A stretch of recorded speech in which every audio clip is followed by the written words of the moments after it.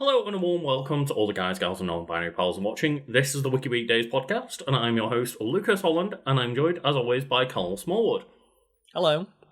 And Karl, we are recording in a new month of September, so that means for anyone watching the video version, you can see all of the Patreon tier names up above us for all the PPs, as Karl likes to call them. Well, they are PPs because they're our Patreon. How do I get to PP again? Patreon producers. Patreon producers. I was like, how do you get PP again? It's like, oh yeah, you drink lots of water. Die. Yeah, our Patreon producers, aka the PPs, can be found floating above our heads, mysteriously, judging us silently. Their never-ending vigil as our supporters, our PPs.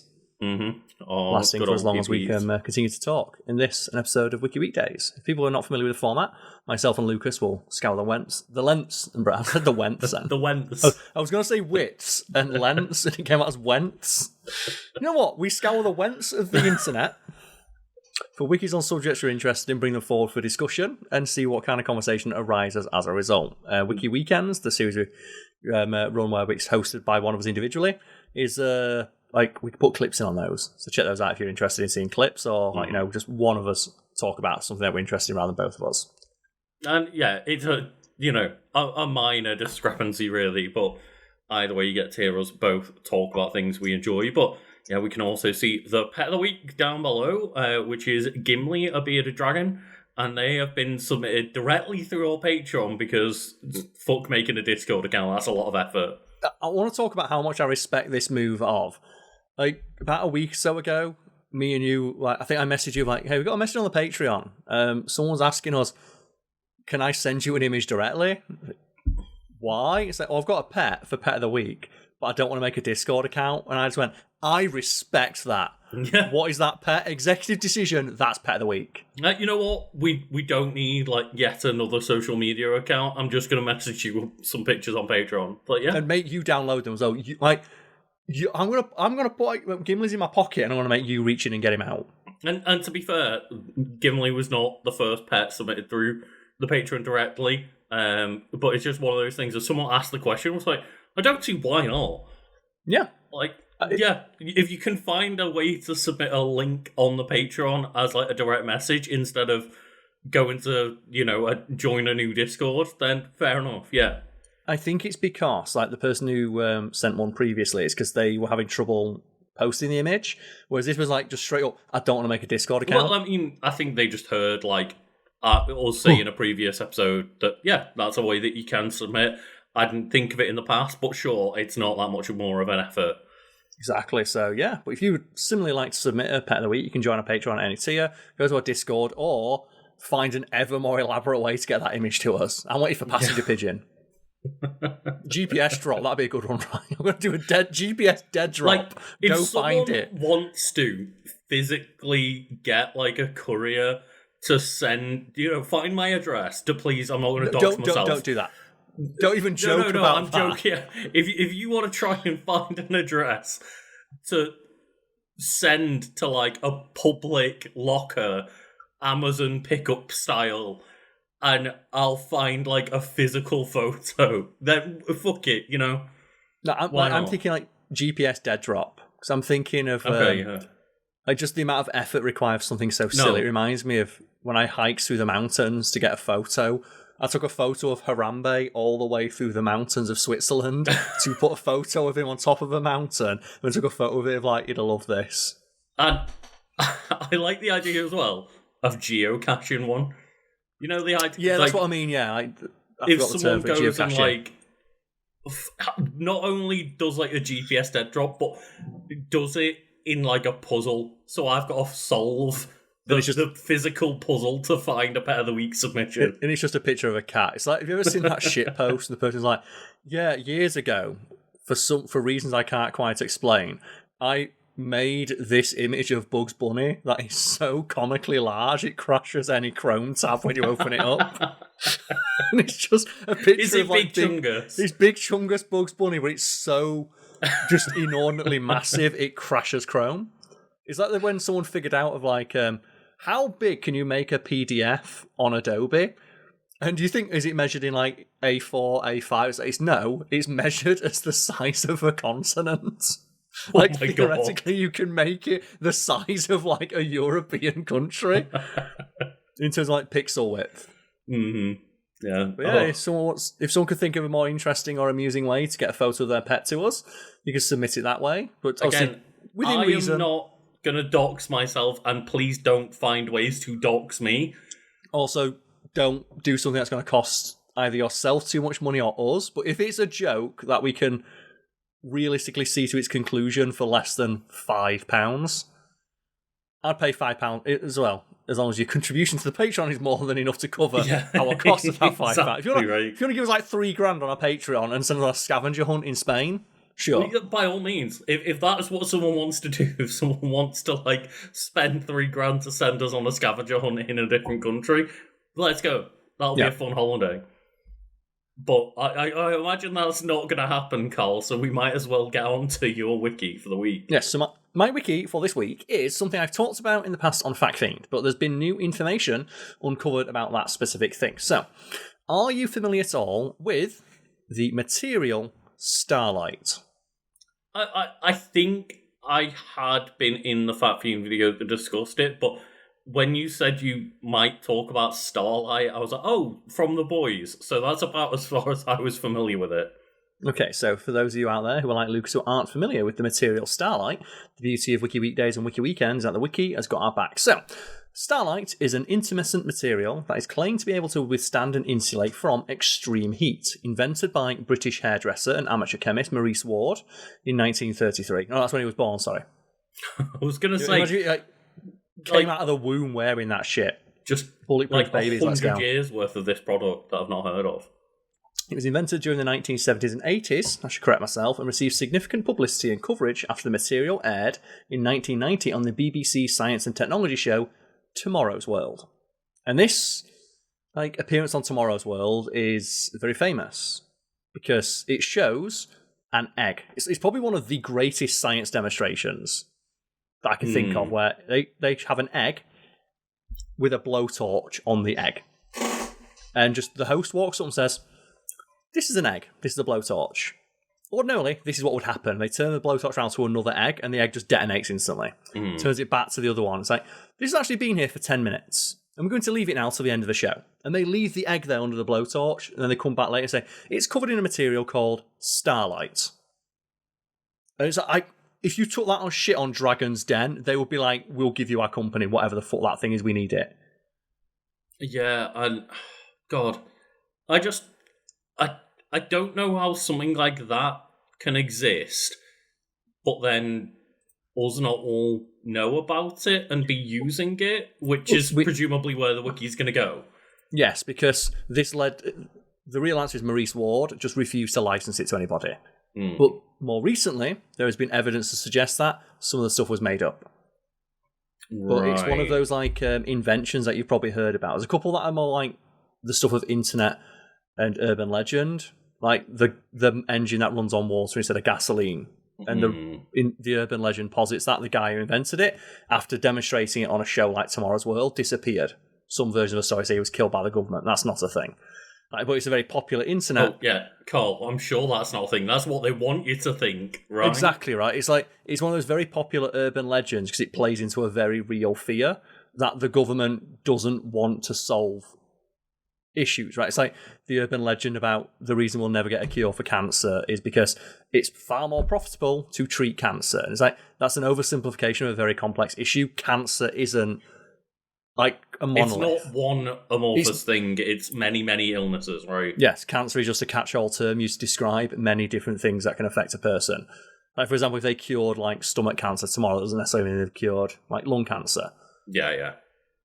It is ostensibly the same thing happening to your body, but it works very differently in different areas of your body. Yes. Yeah. And, quote-unquote, curing it is not something... You wouldn't be able to do with a catch-all treatment. But it's a very not common... like in Superman, one of them, where it's like Lex Luthor has the quote cure for cancer and doesn't want to give it out, right? Yeah, but it's a very common urban legend because I can see why people would believe it. Because it does sound like something the government would do until you realise the government's so fucking incompetent anyway. They'd never be able to keep a secret like that. Yeah, but like there is truth to certain aspects of those kind of things. Like for example, in the Which UK, is right, where just things like the water treatment and like sewer treatment and stuff like that. Like the rail system, our rail network is like it's gotten worse because of privatization. Same with like Royal Mail, things like that.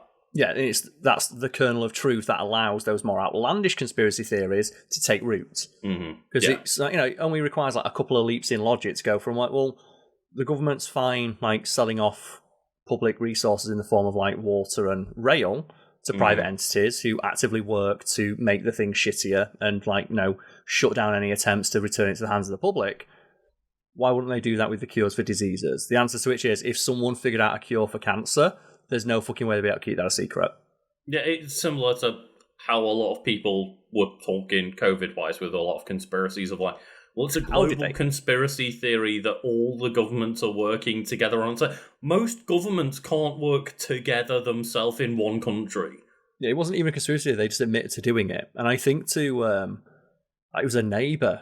I was visiting my mum for like the first time after like the lockdown, and the neighbour was spouting off some like the typical conspiracy theory nonsense. Like, they just developed like the inoculation so quickly it doesn't sit right with me. It's almost like every single country on Earth collectively put all their resources into figuring out one problem. And when I was talking about conspiracy, I was talking about like, they're making us like have a lockdown and it's all lies and stuff because of them wanting to control us or something. And it's like, you really think that every government in the world can work that well together? Like, yeah. Obviously, if it was all a lie, somebody somewhere would be able to leak it. And the reason why they didn't leak the fact that they were all, suddenly able to come up with a cure is because that was the truth. There was nothing else to leak, right? Yeah, I imagine there's like some behind-the-scenes shenanigans of how those deals got reached. I'm sure, yeah. It's like, you just look at the difference, right, of like, when the governments of the earth do want to work together, it's not because of any like nefarious means. Like, it's straight up, the economy's tanking and it's in the toilet. Fucking fix it. Mm-hmm. Like, it always comes down to money. But Carl, like, going back to Starlight itself. Starlight, yes. So, Starlight, as demonstrated on the show Tomorrow's World. The American company ThermaShield says it has acquired the rights to Starlight in 2013 and has successfully replicated the material. To date, they're the only company to have publicly demonstrated the technology and have had samples tested by third parties. However, subsequent investigations have concluded that the company's claims are unsubstantiated, and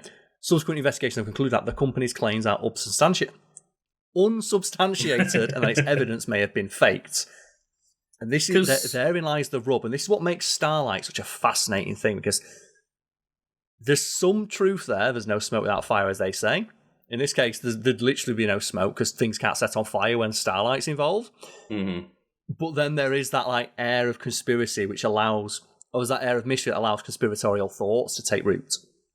Yeah, it's like that little kernel to start, right? And it's one of those fascinating things because obviously there are many materials and there's many ideas and creations that have been made over the years that are the invention of one singular person or company that it's maybe difficult to replicate, but a lot of the time the reason why they're not replicated is because of like copyright and patents and trademarks. It's not, or it'd just be really expensive. Or expensive, yeah. Like there's many things, but the idea that this is a magical product that nobody has been able to replicate in 40 plus years, that's when it, to me, sounds like maybe it wasn't this magical product after all. Well, that's the thing with Starlight. So, for example, there's a couple of like wonder materials that the internet has, at one point or another, got a collective hard-on for. One was like carbon nanotubes. Mm-hmm. But they were like, these like the strongest, it's the strongest material man has devised. It's going to fix fucking everything. You probably heard a load about carbon nanotubes back in the 2010s. Now you never hear about it. Thing is, they're still about and they are used. They're just not used in everyday products because they're prohibitively expensive. Yeah, that's carbon nanotubes are used in like space age shit that costs millions to produce, but not in consumer products because there is an element where not nanotubes, but the idea of like that structure can be used more frequently in other materials now that things like 3D printers are way cheaper and more widely used. But Yeah. again, it's still expensive enough where those things are not used widely. Also, it still gets talked about. It's just because it's not a new thing, it doesn't get talked about as much in the popular press. Like, you're not going to have, like, I fucking love science on the front page of Reddit talking about something like that because it's a thing that's happened, but something new and exciting, that might. And another example would be like spider silk. The internet had a big, massive hard-on for that. Like, ooh, spider silk is, like, as a tensile strength higher than a comparable, like, thickness of steel. Why don't we make everything out of this? Answer, it's too expensive. But they do make some things out of it, or things that are inspired by the material's composition. You don't hear about them because those are very specialised products, not marketed to the average consumer. Yeah, if we got to a point where we could, like, cheaply, efficiently make the equivalent of spider silk via some man-made method, like, that would be something that is widely used and talked about. But then it gets to a point where it probably would stop being talked about pretty quickly because it just becomes an everyday thing. Yes, or its applications are greatly exaggerated. I think are you familiar with that hydrophobic coating? Yeah, to a note. They're the thing you can regular extent. There's like plenty of videos out there showing like, look at this wonder material. The applications are endless, and it's hydrophobic material. Shit doesn't stick to it. It's like non-stick on steroids, and the example that they use is either, common one is a ketchup bottle. Here's a glass ketchup bottle coated with this hydrophobic stuff. And just the ketchup just slides out the bottle and the bottle's perfectly clean. Well, I've seen plenty of times where, like, shoes have used it, right? They put it on a shoe, and, like, is the shoe going to just spill, like, dirty water on it, and the water literally bounces off. And you'll often see comments from people like, why don't they coat everything in this? The answer is, it's very expensive to do so. There's very little consumer demand for it, and if you want to, you can. You can go buy hydrophobic spray right now and also, coat your shoes in it if you want. A lot of, like, rain mats exist, right? Like, jackets that are waterproof exist. It's not... Not to mention as well, whenever I see, like, for example, like, there's a demonstration on, like, Shark Tank where they show this off, and they portray it as a new thing. It's like, it's just hydrophobic coating existed for ages. And a lot of comments showing off, like, this hydrophobic shirt. For example, a guy puts a shirt on, goes, look, it's a shirt that can't get stained. Just puts ketchup on it, it slides straight off. A lot of the comments are like, why don't they sell this? It's like, I can see immediately one issue with that. If water doesn't stick to it, how do you wash it? Yeah. So, but then sweat will, like, if your answer to that is, well, sweat won't sink into it because it'll reflect your sweat. At which point, then you're going to be dripping sweat if you wear this in anything. You're just going to be sweaty yourself, yeah. Yeah, you're going to be dripping sweat everywhere. You're like, your pores aren't going to be able to breathe in that kind of material.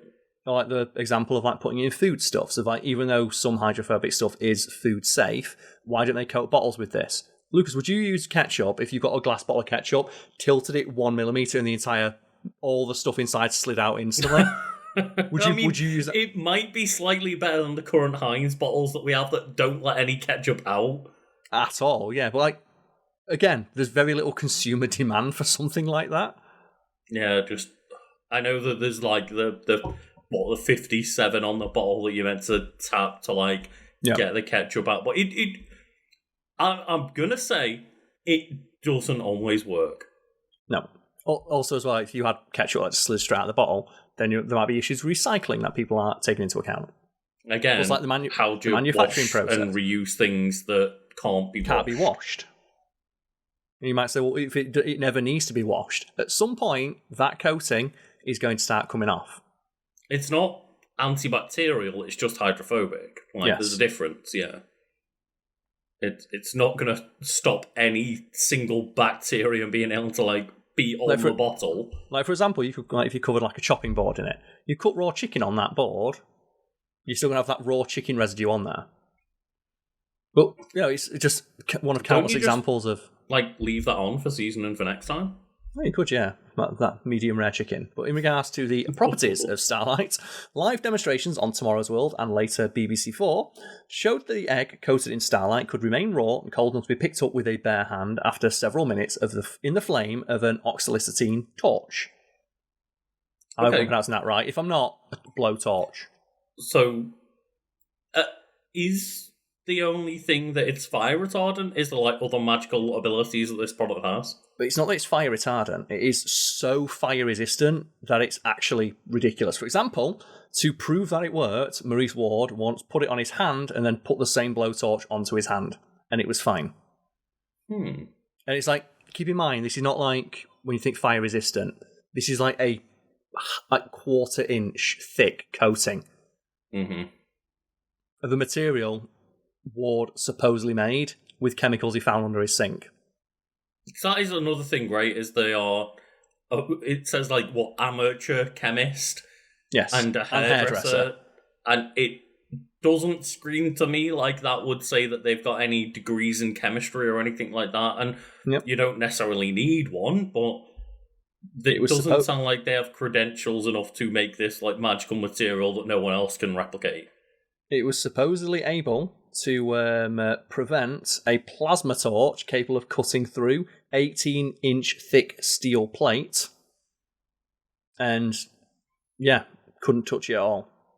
So plasma's like, as far as I'm aware, like several thousand degrees centigrade, right? Like close to the surface temperature of the sun. If you have a particularly nasty one, capable of cutting through 1.5 feet of steel, an inch of starlight stopped in its tracks. Yeah, apparently a tiny amount of this product will just stop it completely. It was also able a nuclear warhead. Like not an actual nuclear warhead, but like the kind of material used on one. It's like it survived the equivalent of a nuclear explosion. Yeah, at this point, like governments would be stealing this shit. Yeah, like second one. You can say that. Hey, the government's not going to go out and like kill someone and steal their invention. But if you invented something that had that many applications, there'd be like whatever the intellectual property version of eminent domain is. Yeah, I cannot see a world where maybe the UK government might not have this conspiracy theory to kill you and steal it, but why would foreign bodies not see this and go like, oh hey, we'll just make our own? Industrial espionage is a thing. It is, Starlight. It says Starlight reacts more efficiently the more heat that is applied. According to the Ministry of Defence, as published in Jane's International Defence Review in 1993, it speculated this was due to the particle scatter and ablative layer, thereby increasing the reflective properties of the compound. However, an MOD officer noted that the material guards only against thermal damage and not the physical damage caused by an explosion, which can destroy the insulating layer. So here's the thing. You can put a plasma torch on this thing, and it won't move, but you can walk up to it with a knife and scrape it off. And therein lies one of the issues. And that's what the properties quite fantastical, and viewing them like that, it's like, oh my god, why is this not on everything? Well, if you can walk up and just go scrape it off, you probably don't want that, right? So one of the proposed ideas for it is like, why is this shit not coating planes? Like, well, if like a hailstone hits the outside of the plane and knocks some of this material off, is there any way to ensure that it remains bonded to the material that it's protecting? No. Okay. It's useless then. Yeah, and, obviously then I'm sure that there's other ways that you could, like, use that material, like things like blast shields and stuff, right? Why would you not be making them out of this, or, like, maybe not blast shields as an example, because you said, like, explosions, but, like, temperature shields and things like that. Well, here's the thing. So, composition. Starlight's composition is a closely guarded secret. According to, we have a quote here from the Chief Scientific Advisor to the MOD. The actual composition of Starlight is known only to Maurice and 1 or 2 members of his family. It is said to contain a variety of organic polymers and copolymers with both organic and inorganic additives, including borates, and a small quantity of ceramics and other special barrier ingredients, up to 21 in all. Perhaps uniquely for a material said to be thermal proof, it is said to be not entirely inorganic, but actually 90% organic. Do you know one of the funniest parts about this? Joe, how like Maurice's daughter backed up this claim? I mean, I have no idea where I'd even begin to try and back up this claim. By saying she'd fed it to horses. You can feed inorganic things to things, right? As well, obviously, they never proved that they did. They just said that they had. I could feed a horse some plastic and say, look, that means it's organic. Well, one of the things that's interesting about it is that initially you are 100% on Ward's side when it's like, well, I don't want the government to steal my idea. So, Of course, fair. yeah. Little Yeah, guy, yeah. David versus Goliath, right? You want the little guy. But then you find out, it's like, well, the government offered you millions to have it, and all they want is, can we have the recipe to make it? We will license it from you and pay you a licensing fee. And you wonder then, oh, Does he why would actually you know? not Is it want real? Yeah. someone to have the recipe? Is it And legit? over the years, as like Maurice would be asked of like, why won't you sell it? It's like, oh, they want the recipe. Only I should be able to make it. And it goes, that's when it starts to come across like, are you a bit of a flim-flam artist here of like, only I can make it and I've got to make it in secret. So you're asking the government for millions and millions of pounds. They're going to, and they say if they license it, they have to pay you every time they make some. But they should probably know how to make it in case you fucking die. And also just, on the other hand, of like, how the hell are you specifically, individually, going to make any amount of this to the point where, like, the government needs it? In terms of quantity, like, the scale that an entire government are going to need is not going to be met by one singular person. Not to mention as well, the government kind of need, and any entity that's going to license it for commercial purposes needs to know what it's made of, because how are they supposed to know if the thing that they're coating it in is safe for whatever application it has? Because, for example, if it's like, is it food safe? It's all right for him to say, I fed it to a fucking horse and it didn't die. Carl, just trust me, bro. And that's just the thing, right? Again, it's such an interesting story because you find yourself like you're on his side, and the interview is really interesting because as time goes on, you start to get more and more frustrated. Like, just fucking let them have it. Like he talks, they've not offered me what I want. What do they offer you? Millions and a licensing deal. How is that not what you want? Only I'm allowed to make it. They want to know what's in it. So, say they want to use it for military purposes. How are you on your own going to meet the demand? It's going to be fine. Or he's like, commercial like interests have asked to license it. Like, it'd be useful for food because that way, like, you know, you can make something that's completely heat resistant. Imagine like an oven that absolutely is an oven that's on the inside is 100% heat resistant, so it just heats up instantly. It's like, cool. Can we know what it's made of so we know if it's safe around food? I fed it to a horse. Sure, but can we know what's in it so we can test it? Again, we will pay you a licensing fee for every fucking pound of this shit that we make. We just need to know what it is. And obviously, the chemistry and science of this is, like, beyond my understanding. So, like, when I said, like, something like temperature shielding earlier, that's the kind of thing I meant of, like, you know, being put in, like, heating products and things like that. Of, like, surely, yeah, as you say, like, an oven or something like that, like, cool, yeah, make sure it's all protected. Like, you know, somehow coat, like, the stuff firefighters wear, right? Say, if you can stop human skin from, you know, the effects of a blowtorch, if we can cover all the firefighters' gear in that, they can walk into fire completely safe. But we need to know what it is, because, do you know another material, Lucas, that is completely fireproof? No. Asbestos. Oh, right, yes, of course. Yeah, because asbestos we don't use that shit anymore, because it kills people. Yeah, asbestos is completely 100% fireproof. Like, to the point where, back before people knew it was dangerous, like hundreds of years ago, there's a story like some Sumerian king who had a napkin made of asbestos that they would clean by throwing into a fire. And which sounds awesome, right? If you pitch that on Dragon's Den, I'm like, it's a material, it's completely immune to fire, so you can clean it by setting it on fire.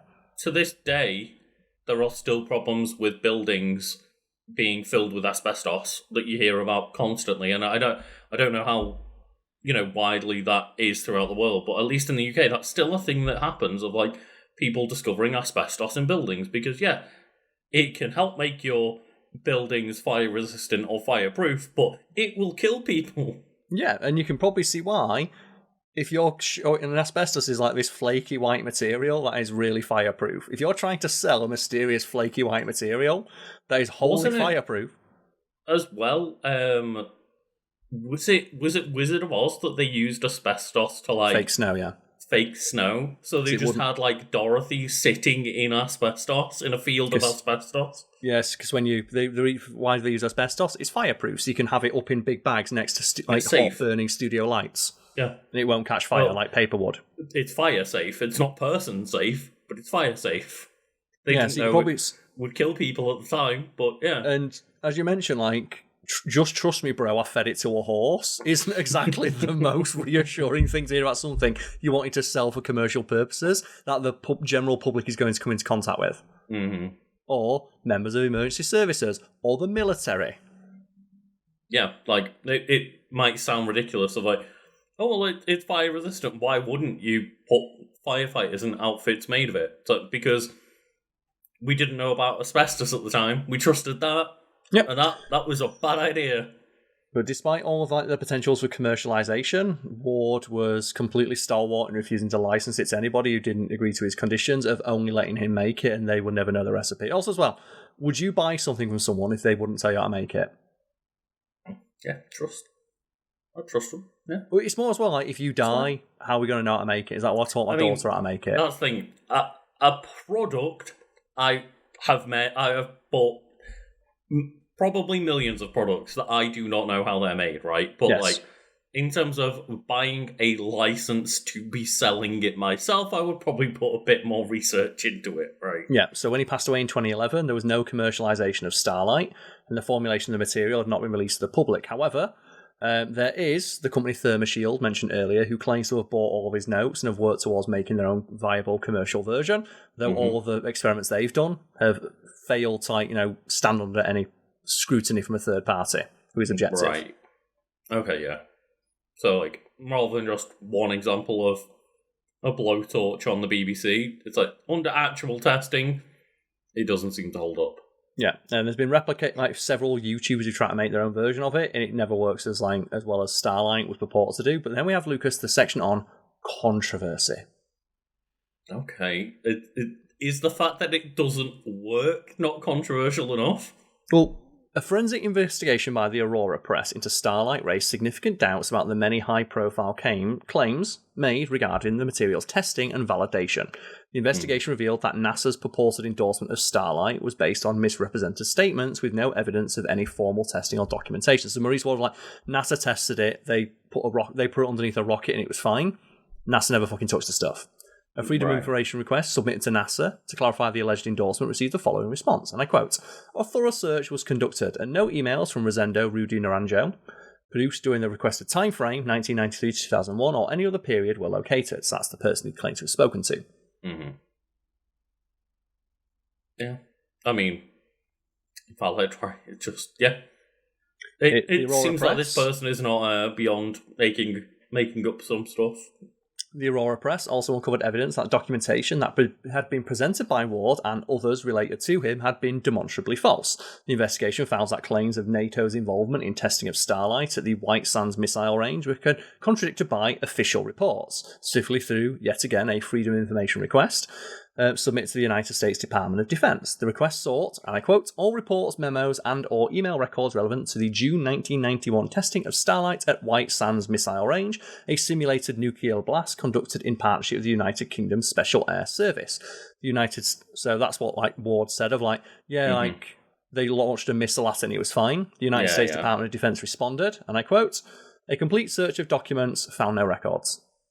I mean, this is a ballsy play to claim that government actual recorded documented things with the abilities freedom of information requests them. Would you not just lie and say a private company tested it with me and not the deal NASA or NATO? Well, here's the thing about people who lie, Lucas. They don't often think of the consequences of the lie that they tell. Yeah, it's real ballsy to be I worked with NASA on this, and in your head when you're saying that they could just go ask there's NASA. There's no evidence of it. They could just ask NASA. Well, H Bomber Guy dealt with this, and a couple of videos released last, the one about Tommy Tallarico, where he talks about Tommy Tallarico was telling people he claimed to have numerous Guinness World Records that he didn't actually hold or misrepresented them, including in an interview with Guinness. And just H Bomber Guy sums it up by saying, "Here's the thing: when you tell people lies that sound made up, people just don't check them because they assume that most people just wouldn't make up something so outlandish." So many people would just be Well, of course, you wouldn't be stupid enough to lie about working with NASA, so I guess that must be true. Yeah, and the way H-Bomber Guy sums it up is like it's a weird paradoxical thing where the more outlandish you claim, the more likely you are to believe it, because in your head you're like, well, you wouldn't say something that outlandish if it wasn't true, because it'd be so easy to disprove. It'd be so easy to just call them out on the lie. But because of everyone makes that same assumption, people don't bother to do the legwork. And I fell for this. I wasn't aware that like Maurice Ward, because this is like, only like the last couple of years where this has been uncovered. That's the thing about, trying to cover our tracks, right, and fact check over time is like sometimes things aren't debunked for years or decades in this case. It's when you have a report by Tomorrow's World, which otherwise was a very reputable source. You'd have assumed that BBC would have done the legwork, right? Yeah, the BBC, a very staid reporter person for a very reputable public company that has a lot of resources, presumably enough resources to fucking ask NASA, would have done the legwork and queried or interrogated the claims made.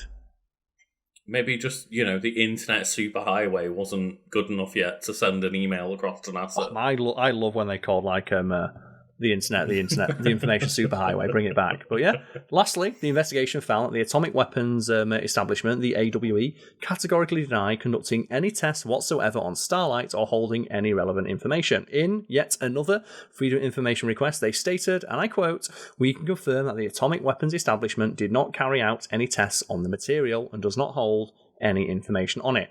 Likewise, Aurora Press also investigated claims from ThermoShield about the fact that they had been able to make Starlight, and similarly found out that every claim they made fell apart when subjected to the most basic amount of scrutiny, aka asking the people they claim to have worked with if they worked with them. You know what? Actually, behind the scenes, we've been working on a few things, Carl, and people may not know this, but we have actually been endorsed by the BBC themselves. The King has endorsed us. NASA has endorsed us. Yeah, there's many government entities actually say that Wiki Weekends is the most valuable YouTube channel there is, and I'm inclined to believe them. Just wild, right? This, by the way, it's fascinating though, because it makes you wonder what it was. Yeah, it's clearly it couldn't do everything or the most outlandish stuff. Something. That's the thing. It did something, because the technology available in the 90s was not enough. There was no fucking CGI there was for Jurassic Park and stuff, but Tomorrow's World wasn't letting Maurice in on the fucking editing room so he could CGI the flames. There must have been something. Seemingly put a blowtorch to an egg for an hour. I don't know how you'd fake that. But also the claims that were made were very outlandish, and it just feels like one of those lies that get out of hand. Yeah, where you've got something that does one thing very well, but then you get caught under yourself because you exaggerate the claims a little bit, and then it starts snowballing of oh no, but yeah, instead of admitting that I lied about this one thing, I'm gonna double down and triple down and say a word with NASA, and yeah, the No Man's Sky effect, right? Mm-hmm. Of you, oh shit, no, oh god, I said something that wasn't entirely accurate. Every time someone asks me, can it do this too? Yes, sure, it can. Why not? And just after a certain point, just you stop questioning yourself and just buy into the hype. Yeah, and at some point, I imagine compulsive liars also just lose track of their own lies. Most likely, yeah. But it's really fascinating because the interviews with Maurice's daughter are really interesting. Where you see people asking of is this stuff safe? And she, like I said, her answer is, yeah, we fed it to a horse. I'm not calling the guy out necessarily as being a compulsive liar, but again, I'm sure we've all been, probably as younger people, caught in a lie and not wanted to admit it. And this guy just got caught in one of the biggest lies. I think it's a famous, it's from You've Been Framed back in the 90s, but it's a clip that always stays in my head. It's so emblematic of how stupid kids are. Mm. Whereas a little kid's got chocolate all over their face. It's just did you eat the chocolate? No. Oh, okay. Do you know where it went? No. How did that chocolate get on your face? And the kid just looks around and goes, it fell. There's plenty of ones like with little kids, right? I think there's like one that went round. It might have been like a Vine or something, and it's like a kid eating an entire block of cheese on the stairs, and like when they're asked, "Did you take the cheese?" They're just like, "No, just pull it away, just try and hide it." It's like, nope, you're literally caught red-handed and cheesy-handed, man. The only defense is to just double down and say, "Nope, wasn't me." Reminds me of like my younger brother. Once, like, me and my brother sat in the back of the car and went to a shop to get like milk or whatever. Mm-hmm. And my dad sat back down in the car. He was like, like just getting his belt on and stuff like that. And my brother just looked at me and went, and just full on just punched the back of my dad's headrest as hard as he could for absolutely no reason. And then went and looked out the window. And my dad's like, Dan, why did you do that? And he went, I didn't do anything. It's like, I saw you in the mirror do it. But my brother was like fully like, I didn't do it. I still remember once, obviously, to this day, he denies doing it and still doesn't know. Yeah, I was going to say, like, there was once where I was about, I think, 16, and we're a family friends, like, 18th, and I was friends with, like, the brother of the person who was turned 18, and they somehow managed to get, like, a bottle of vodka. Again, drinking age in the UK, 18, yep. We were about 16, I think, so we were drinking underage, and we would go into the kitchen of this function room, and, like, because that's where all the birthday gifts and stuff were, yep. He was like, well, we can just go and drink the vodka in there, no one's going to check. And then, at some point, while he was mid-chugging a bottle of vodka, like, branded bottle of vodka, didn't do anything to try and conceal the bottle or anything, swigging it, and we're clearly both drunk because we were 16 and couldn't handle our alcohol at all. Yeah. But my mum walks into the room, and straight away, he's like, nah, it's water. And just, like, I was like, come on, man. There's a certain point where you've got to respect it, right? It's like with Ward, I'm like, guy's passed on now. I have no idea what was going through his head, but just there's something so ballsy about the fact that he's seemingly the way he decided to never have to admit that he made it up is just to keep insisting that the government was being unreasonable when they were offering him millions of pounds, and all he had to do is prove under laboratory conditions that his product actually worked. And he was expecting people to get mad, like, on his behalf, that them asking, can you prove that it works without you being in the room? Mm-hmm. And fair play, because that's a grift that held up for a while. It did, yeah. I fell for it. Yeah. And as you say, like, I guess at least us culturally are inclined to not believe the government on the shit that they tell, because, to us growing up with the UK politics we did, it's like, yeah, fuck the government, fuck the politicians. They're all liars. So I can kind of understand, at least over here, why the kind of sentiment was, no, believe the guy, don't believe it's the little guy, right? Like, he came up with a wonderful, like, the narrative as it was framed, until you like really read into it, is it's a guy who came up with an invention and the government wanted to take it from him and take it out of his hands. Mm-hmm. When you read the actual story, it's like they were very happy to pay him exactly what he wanted. They just wanted to know the recipe, so they could mass produce it at the scale required for the commercial, and military applications that he himself pitched. And there's a quote from someone at the MOD about it in one of the documentaries that has been done on it, where they get asked so why didn't you ever pay for it? So we did, but we realised that the amount it would have costed us and the length of time it would have taken us to do it with just him making it, it was cheaper to just come up with our own. Mm-hmm. Because exactly right. As miraculous as his substance would have been, it doesn't actually, the stuff that we needed for planes and stuff, it doesn't actually need to be that good. We can make a version. Just figure out a replacement, yeah. Yeah, the stuff we made isn't as fantastical or isn't as heat resistant as the stuff that he made, but it doesn't need to be. But normally nuclear missiles aren't being hit with fucking plasma cutters at point blank range while they're in midair. They just go into the atmosphere and come down. Even if the claims were true, like Colonel It's Sanders. overkill, right? Colonel Sanders gave away her 11 secret herbs and spices. Like, why wouldn't this guy? It's also as well, like, even if it did do exactly what he said it did, you don't.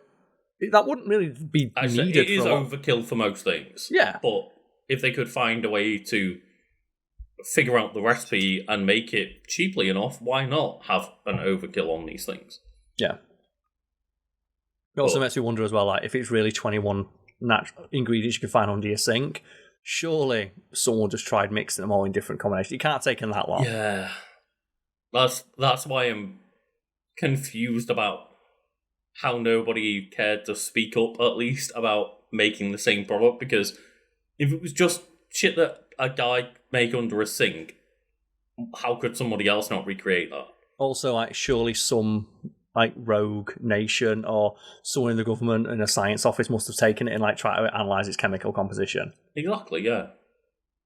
Either way, yeah, that's Starlight. An interesting story.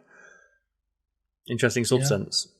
So it's certainly something, and I'm surprised that they were able to blag themselves all the way up to like a scientific BBC program, but it's certainly not the first or last time something like that happened.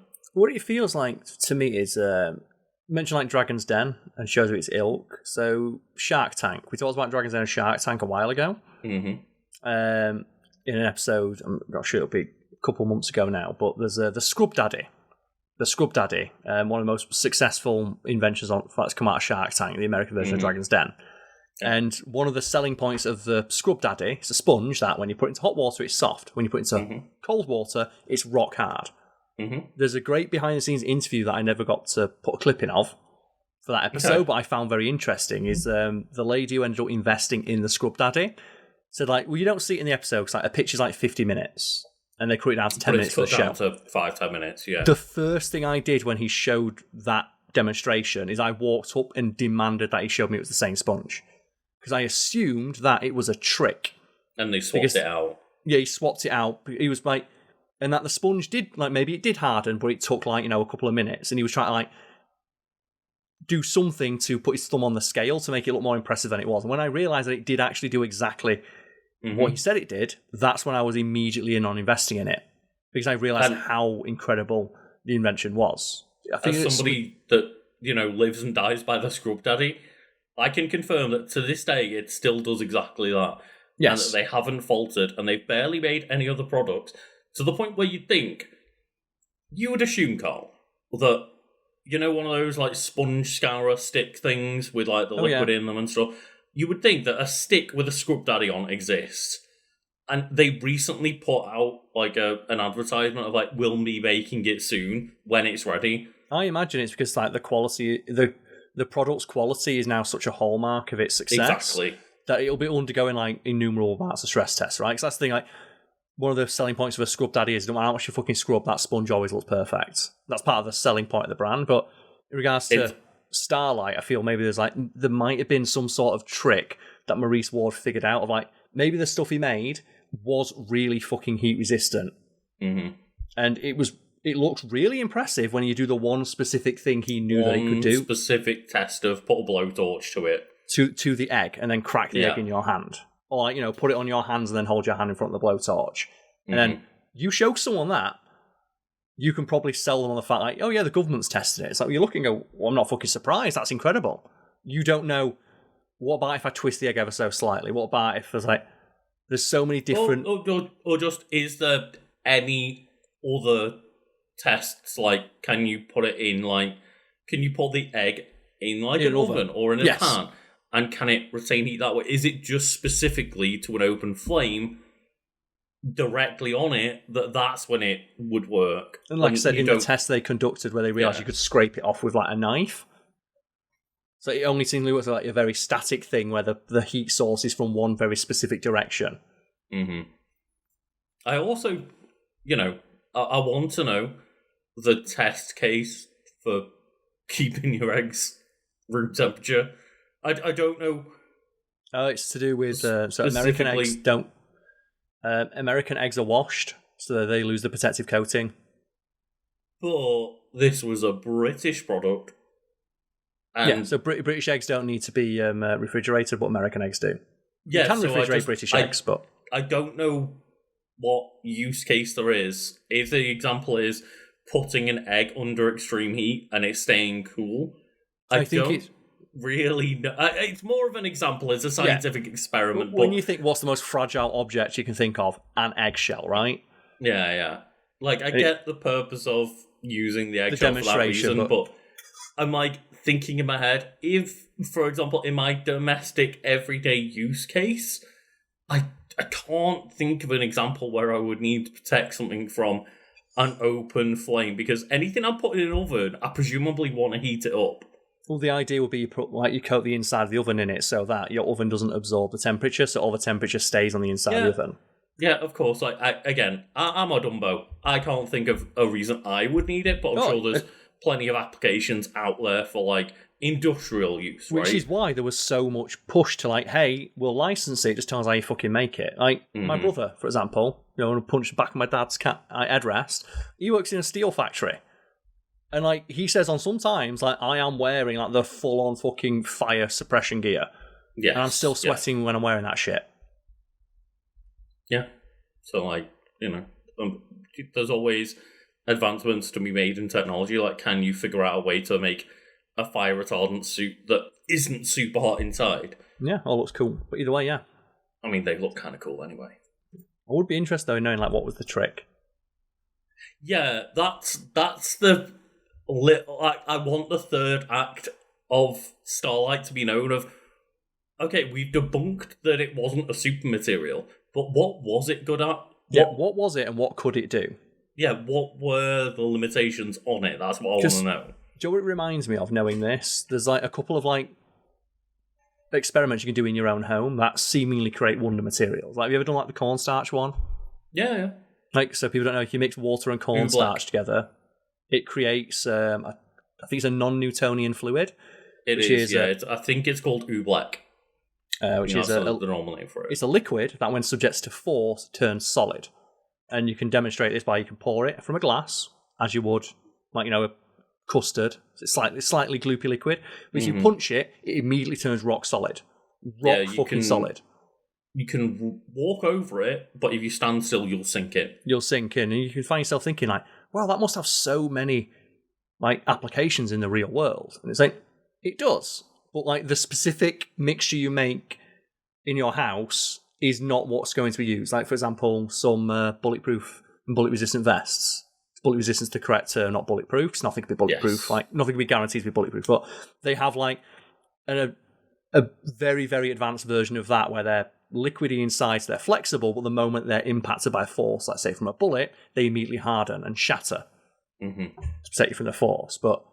Or like Pykrete, which is I think it's 2 parts sawdust, 1 part water. Freeze it, it turns into a material that is stronger than steel. Again, why don't they make stuff out of this? Because it's really, really inefficient to make stuff out of it. But it is also very interesting. It's also one of those things where it's a frozen material. How to keep it cool?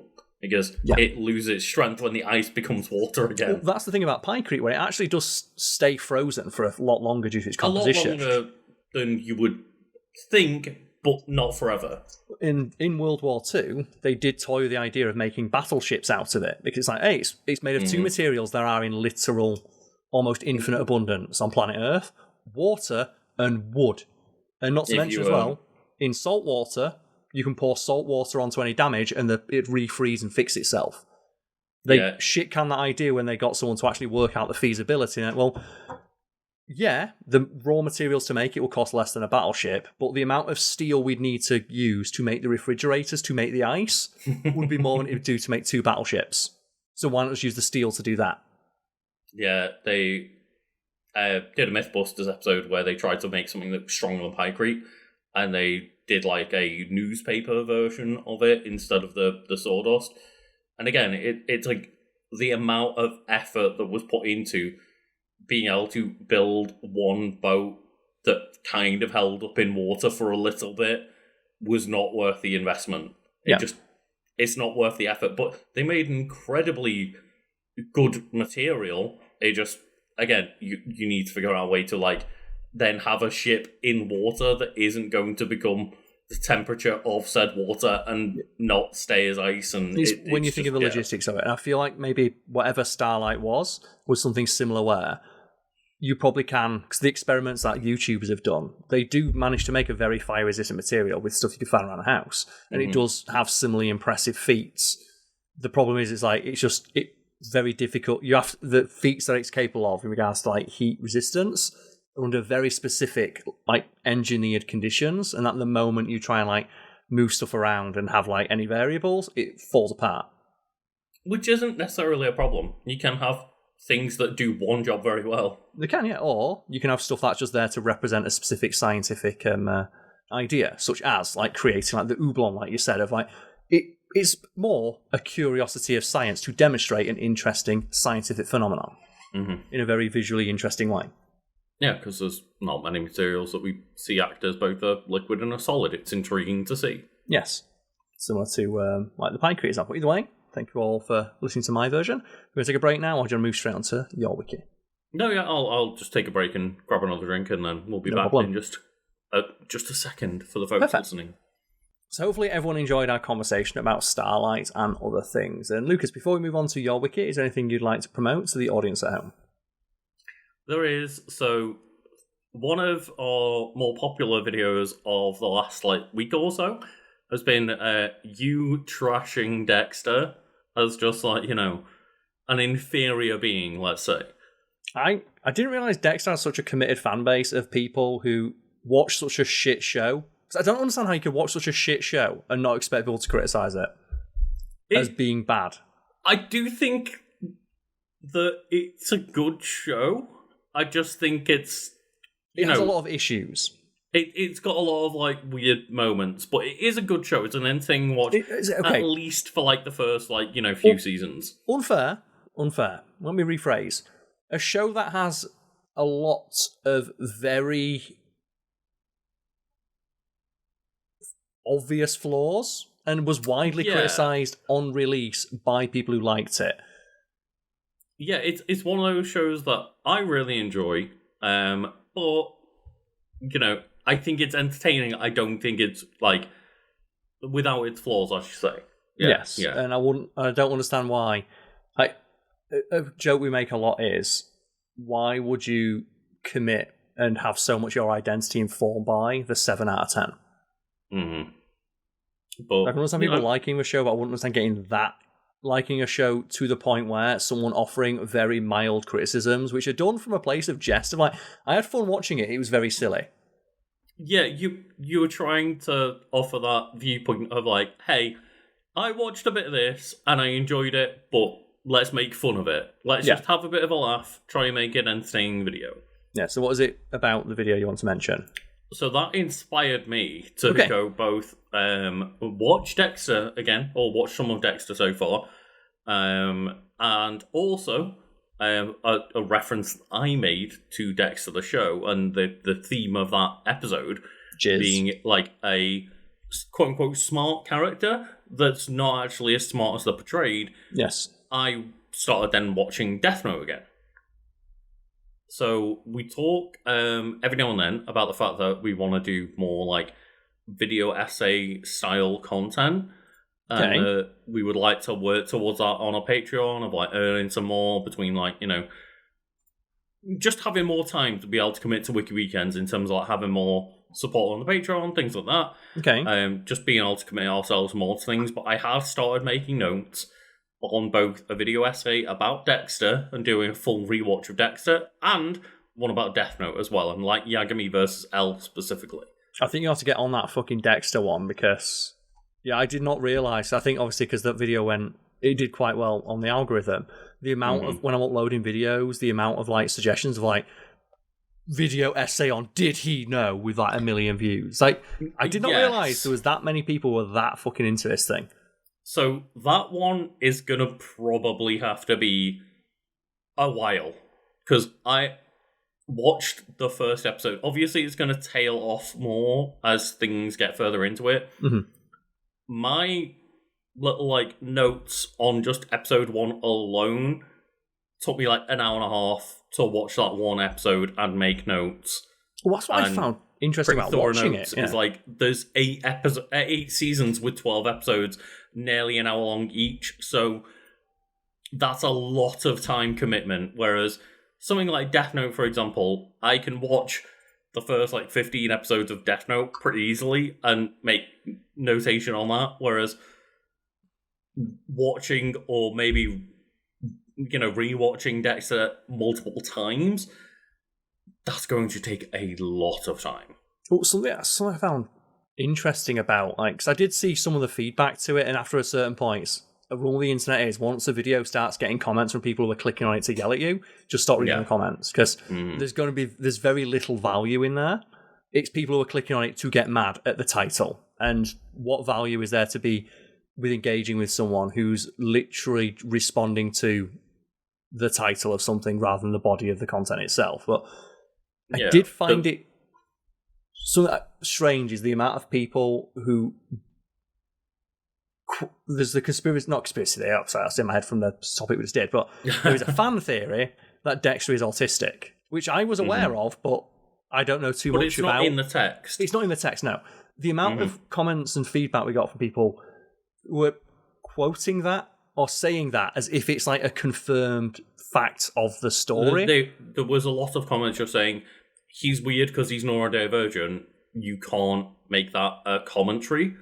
And it's like, but that's not confirmed in the show at any point. Which is interesting to me because that means that I've got a theory that, when you talk about pieces of media that people like Dexter, that a lot of the people who are, that people don't necessarily watch the show. They watch other people talk about the show.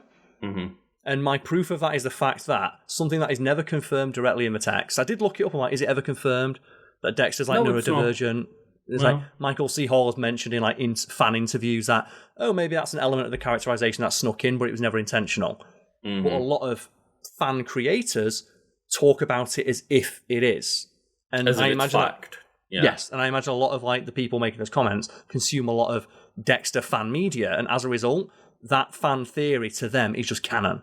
And I found that was an interesting glimpse into the mind of someone who continually and endlessly rewatches the show. Of they consume so much fan content about the show that fan theories about it have just become completely ingrained as an intentional part of the established canon, even though it never has been confirmed. And I imagine that if I responded to those people it's never confirmed that Dexter is neurodivergent, they would get mad about that, because in their head that is, why would it not be true? Yeah, and there are times where obviously that can the fan canon can help push a show forward towards an example like that I would think of is Community, where Abed, it's only hinted at in the show that they are autistic, but kind of as it was written over time, both the writers and Danny Pudi started leaning into that portrayal of them hopefully being an autistic character faithfully, but obviously in a comedic, exaggerated way, because it's a sitcom, it's a TV sitcom show, right? But to the point where they wouldn't say it in the show, but they will talk about the fact that was something that then impacted that character development over time. After the fact, right? Yeah, it was never an intended aspect of the creation of the show. But I did find that interesting to see how many people were repeating that as fact. And my assumption is that it's similar to people who endlessly rewatch The Office. I guess after a certain point, they probably stop rewatching The Office and mostly just talk about The Office. And watch, content on, the Office and commentary on The Office and behind the scenes facts and things like that. You get into the weeds of things as part of that community, right? Well, the other example I can think of is Dragon Ball, where there's a lot of people who I've seen talking about Dragon Ball, and fortunately I've only communicated with very briefly, but they watch abridged so much that they've started to apply the characterization of the Dragon Ball characters in abridged to the characters in the show proper, even though abridged is a comedy series that's parodying a lot of the elements, but they it's presumably literally watch a parody of Dragon Ball, but And me and you both really, We love really it, yeah. enjoy Dragon Ball Abridged. Like, we're not having to go with the actual creators or Abridged itself. It's just that people then take that parody and have watched it enough to, as you say, like, kind of make it their own headcanon. The lines start to get blurred. Mm-hmm. Or a Pokemon example, right, is how many times have you made Pokemon content where you reference, like, oh, it's really funny how the Pokedex says Makago is the temperature of the sun. You'll no doubt get someone who comes in and says what? That actually the Pokedex is only written from the context of a roughly 10-year-old child, therefore it's just an untrustworthy narrator, and you can't read anything out of the Pokedex and trust it. Which is, again, a very popular fan theory, but that fan theory has got a lot of traction online to the point where people assume it is something that is confirmed, and they'll repeat it as fact. Like, every piece of Pokemon media, like, it doesn't lean into that headcanon at all. It acts, in fact, the opposite. It acts as if the Pokedex is completely canon. In every iteration that we see, and, you know, any kind of comment is made, is like, the Pokedex is treated as fact.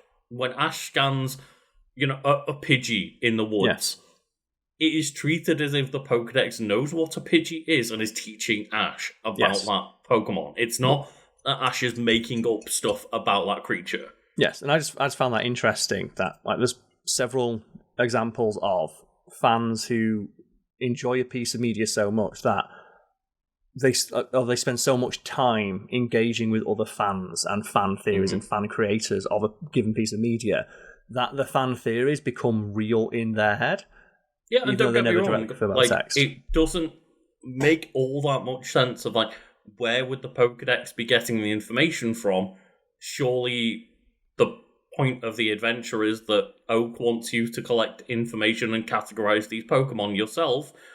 I get that, but that's not how it's treated in the Pokemon universe. It is treated as though the Pokedex already has information on this thing. Likewise with the Dexter example, it's not an unfair reading of the show, and if that is your reading of Dexter as a character, that is completely valid. But to say he is categorically portrayed as being neurodivergent is false. Yeah, it's not treated that way in the show outrightly. It is maybe just an assumption you can make about the character from the way they act. And it's a completely fair assumption to make, but it's not fair to say that it's categorically true. And it's interesting. It's interesting, which is why the comments to that episode led me to, you know, the housekeeping I'm talking about today, of, like, a new project that is going to, if I see it through, take a long time, but right now I'm fired up about it.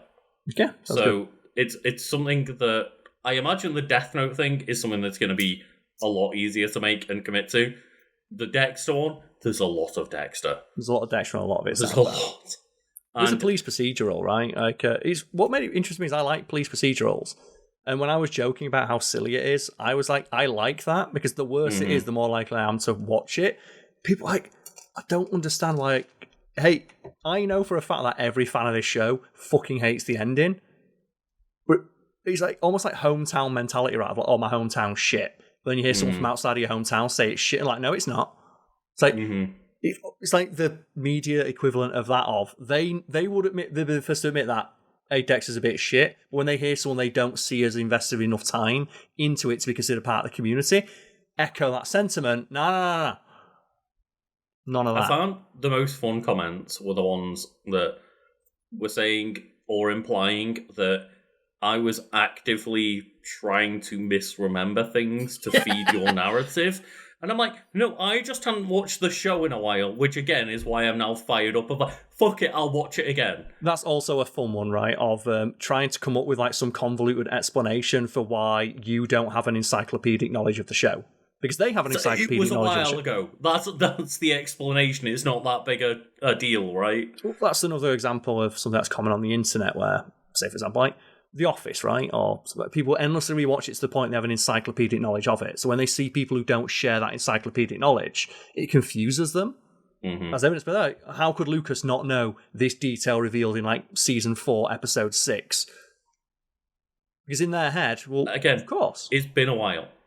but because they've more likely interacted with it enough to know that detail off the top of their head, more likely, it's like, yeah, of course, but not everybody has the same experience as you. And when we're talking about, 4+ subjects a week, we can't commit to watching hundreds of hours of worth of TV for every subject.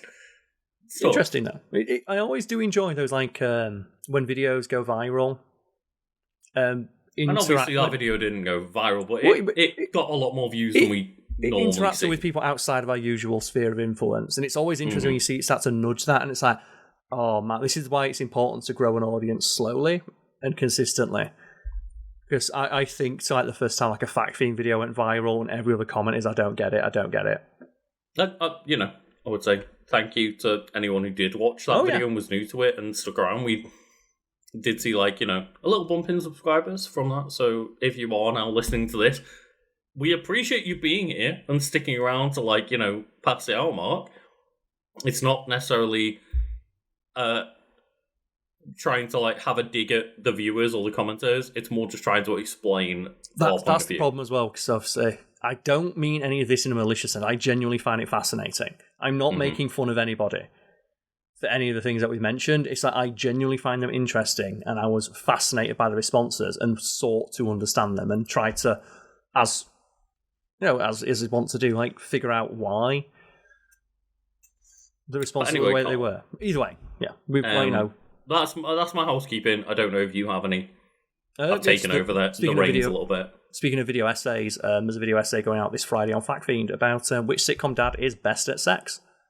Which, if you'd like to catch a little bit early, is still available for any member of our paid tiers on Patreon, so you can get it as, like, little as the cost of, I think, $1.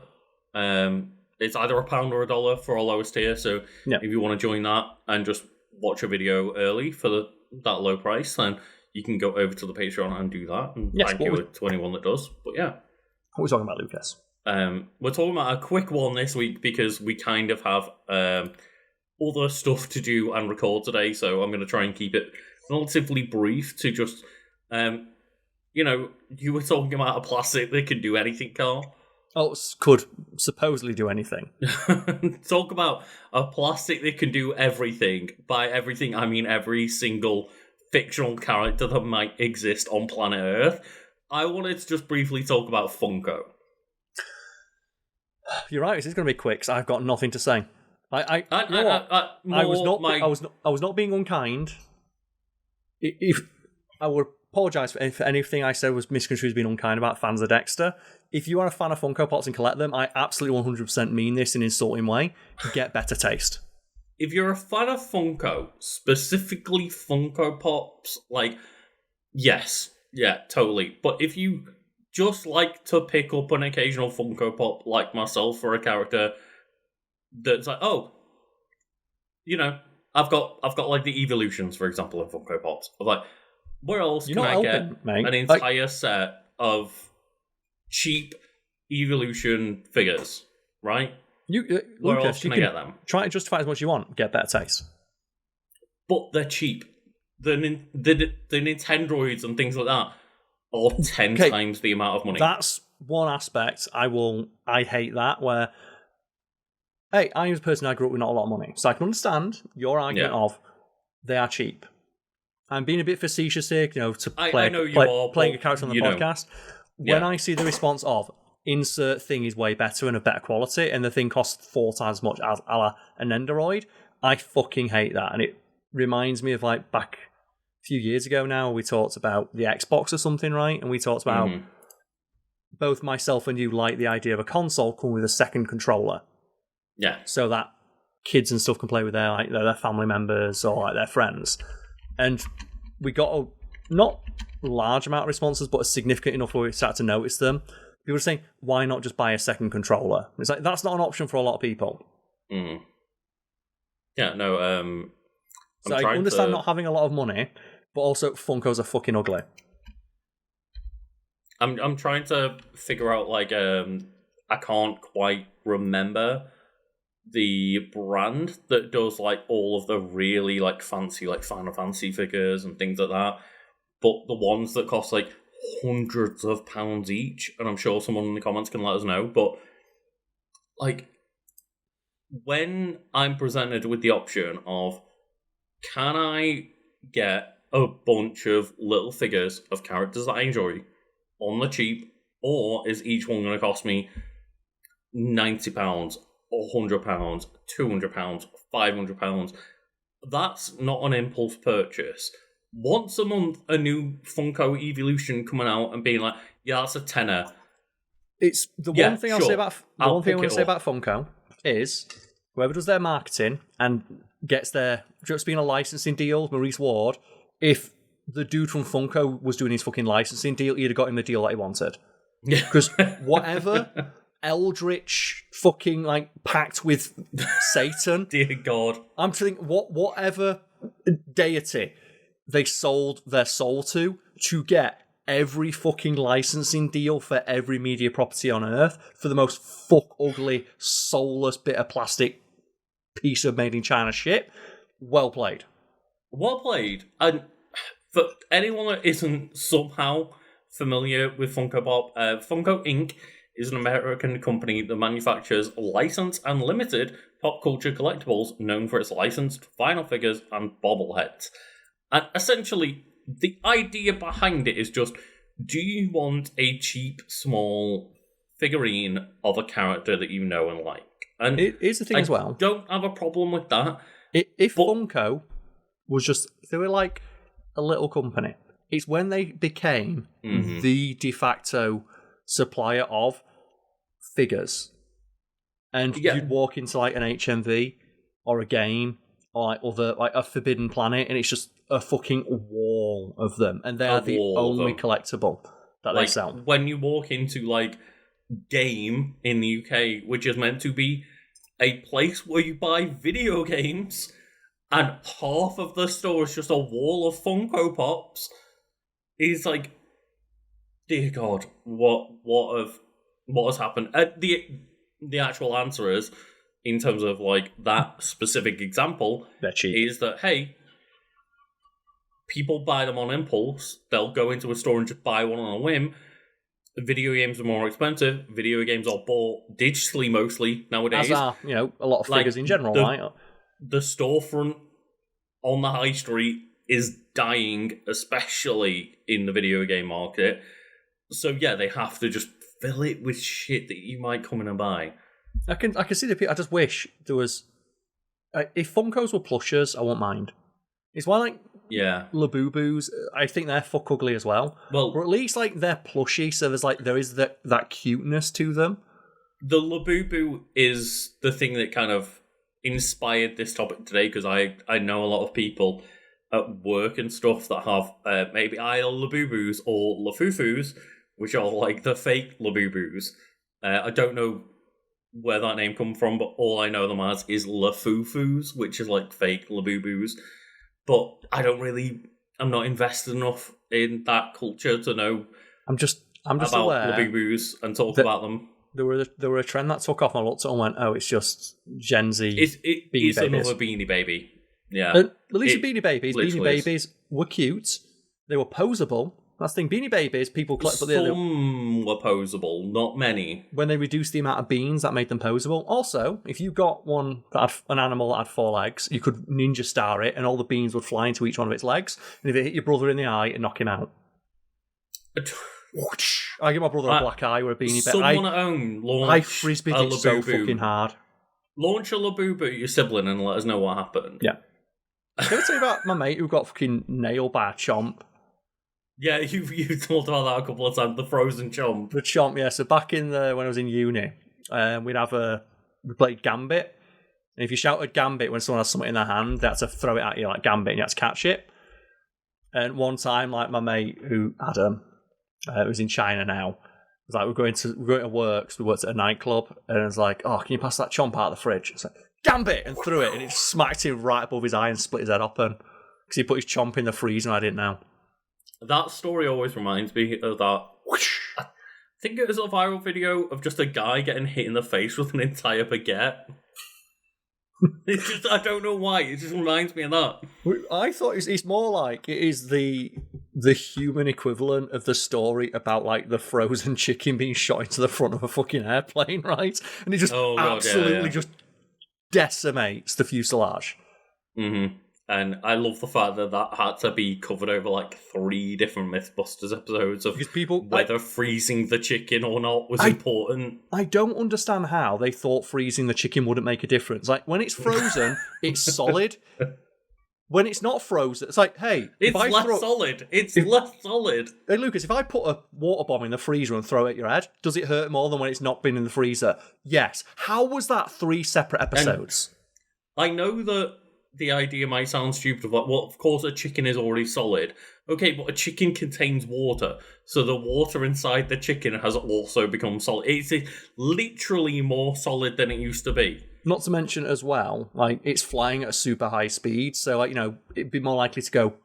Still going to do some damage, I imagine, because there's some heft to it. Both versions do a lot of damage, yeah. I just don't understand how there were people at home saying being frozen doesn't make a difference. Like, throw an ice cube at your head and throw a spoonful of water. Is there a difference? Like, what? Drop a turkey on your foot and then drop a frozen turkey. Yeah. It's going to do more damage. And Carl, you know, I am here, admittedly, to say, like, hey, Labubu's, Beanie Babies, Funkos, they're not a waste of money, but they are a waste of money if you think they're going to be anything more than what they are. That's the other aspect as well, right? Trying to invest in them. I'm sure short-term people have managed to resell Funko Pops and stuff, but I know plenty of people have done it, fad is going to die. My distaste of them is like, it's twofold. It's like, one is they're fuck ugly, and they're fuck ugly, and the second part is that they're fuck ugly and they got treated as an investment by a lot of people, which resulted in a fervour around them that I felt was unearned and not reflective of their overall quality. Yeah. And that was something the company led into with like the special editions, Amazon exclusives, the Comic-Con exclusives that are like the golden Vegeta that has only been sold at one Comic-Con that therefore someone should buy for $10,000 or something. It also crap. As well led to the company going absolutely ham, because then they became like, there's a FOMO aspect to it as well. So it's like, it's not just that you've got, say, Vegeta, you've got Super Saiyan Vegeta, Super Saiyan 2 Vegeta, Angel Super Saiyan Vegeta, Angel Vegeta, Vegeta in this outfit, Vegeta in that outfit, Vegeta from when he was younger, Vegeta from this series, Vegeta from this movie, from that movie. And it's like, it's preying on a very specific part of people's brain, like, who are already presumably collectors. Yeah, people with addictive qualities. Like, at a certain point, you're preying on people who have an addictive personality, and that's just fucked up. It is, yeah, and they know what they're doing, and they can get fucked for that. And I will say that I can admit to having that side of me in terms of the. Hey man, you collect Pokemon cards. The collector side of things, I have on my desk right now.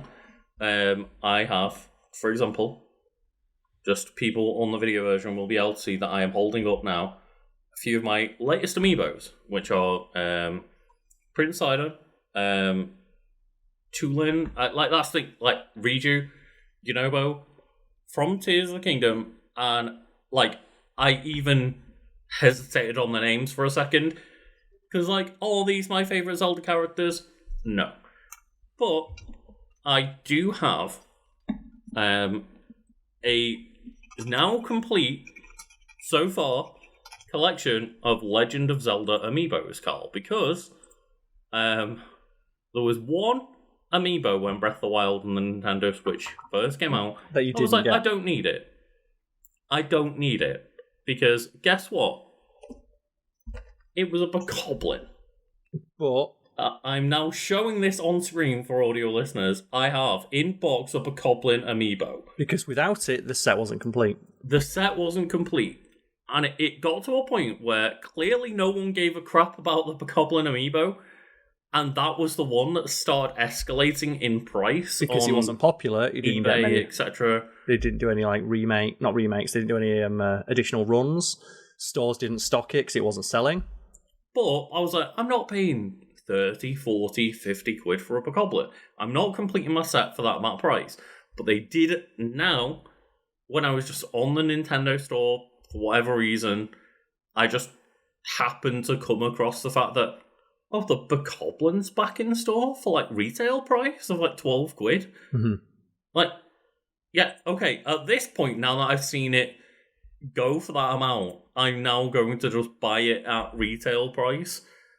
And I've got it retail price, like, you know, it's cheap. It's one of those things of, like, 12 quid. That is impulse purchase territory. Like, that is impulse purchase territory, and I thought, fuck it, I might as well at this point, now that I've got 30 plus Zelda amiibos, just finish the set. I've got every single part of the collection apart from this one little fucker. I might as well, and that's where they get you. And 30 plus sounds like a lot. That is nowhere near as many Funko Pops as there are. There's like in excess of several thousand, and there are people out there who've made it their job, or like, you know, committed to collecting them all, and it's same with the Labubu's, right? It's like, it's a craze. Some people will probably engage with it in a very superficial sense, or other people who will be really committed to it. Of course, immediately one of the first things that I know about Labubu's is that maybe fist not fights all in of them, stores. but no, I was going to say they did the blind boxes. Yeah, of like, hey, do you want to buy a box where it's one of the random Labubu's and you don't know how many you're going to have to buy to get the whole set? My friend told me about this, where he says it is the most. Fair play to them for like just winnowing down, or not even pretending to care about. Sorry, it's like, how do they word it? It's like, fair play to them for just being this fucking upfront about, fuck you, give us more money. Where you buy the mystery box. And the mystery box, so you think the point of the mystery box is you buy it and it arrives in the post, right? And then you open it and you say, oh, this is what I got, this is what I didn't get. What Labubu do is when you order the mystery box, it immediately just unveils and tells you which one you've got, and then tells you, do you want to buy another one? What? Does it do that in the online version? So that, because obviously if you buy it in the mail and you wait a week for it to arrive and you've not got the one you want, you've got to wait another week before they make another purchase. And at that point, you might have, like, you know, it's a high pressure sales tactic. But if you click a button and then you comes up and it's like, and it's not the one you want, and there's a little thing there like, would you like to order another one? That's a casino at that point. That is. And you know what? Fair play to them for being that upfront about fucking give us your money, but that's dire, right? That's diabolical. Because at least if you've got to wait for the product to arrive, or even if you buy it in store. Well, there's a reason why you don't get given the, oh, hey, you've got X Labubu, you probably go to, you know, a cafe or back home, and you've got a bit of time to reflect on your purchase. It's why every single fucking purchase agreement you will ever sign has a 14-day cooling off period where you can go home and go, that was stupid, I want out of this deal, no strings attached. Like, if you buy a car and you fall for the high pressure sales tactics of the salesman, you have a 14-day cooling off period. It's like, you know what, I don't want the car. Give me my money back. With that though, that's next level, right? That's horrific, yeah. Good though, Carl, it's clever. I thought of it. It's a way to make money, that's for sure. So head over to our Patreon and give us money instead of giving Labubu's money. Anyway, should we piss people off, Carl? In what sense? So I've got an inbox. Oh, you're going to open it on stream? Should I open it right now? I would. Because there's people out there that... I don't have an inbox Funko right now, but I have an inbox Amiibo, and people will be like, but you're devaluing it. Oh, I hate those people. Let's devalue it right now, shall we? Go for it. Like I said, when it become to view it as a collector, I can understand if someone wants to keep it in the box, they want to keep it pristine, but you know the people who complain about it are those people. They're the people who, as you said, they want to see its value increase because they see it as an investment, not a reflection of their enjoyment of a particular piece of media or fandom. It's being birthed. Being birthed right now, Carl. It just... I'm one of those people where I'm like, okay, cool. If you want to see it as this investment, you know what I see it as? A cheap toy. Yep, I want to play with it. I can put on a shelf and I can have a full collection of Legend of Zelda stuff. A similar thing I ran into is with books. So I know a lot of people who read, It's nice, right? It's nice that people read these days, and they try and keep their books pristine. I'm the exact opposite, where I like my book not to get fucked up, but I like it to Slightly look like, weathered. Yeah. So, for example, when I'm reading a book, I'll fold the corner of the pages down. Oh, Some no, people Carl, you don't do that. Fucking hate that. It's like, why'd you do that? It's ruining the book. It's like, why? Like when if I ever choose to reread the book, it gives me like I've literally got a visual snapshot of like how far we went into it last time, and as I go through the book and when I finish it, it's now dog-eared in a way that is entirely unique to the way that I read and experienced the story. I like that now. My book, which is ostensibly not something unique, thousands, millions of copies exist. My copy, though, is unique because it's the only one that has been specifically weathered to reflect the way that I read it. I like that. No, yeah, me too. And obviously that doesn't happen much with like a figure that sits on your shelf, but people have just got to experience with me having the final, to this date at least, Zelda amiibo to be added to my collection, and that means that I have a now entire full unboxed collection of every single The Legend of Zelda amiibo, including the couple of Smash Bros ones. Although keeping the Bokoblin and only the Bokoblin in the box and putting him on the shelf would be really funny. It would have been a power move. Yeah. But, like, you know, did I really need a Yunobo?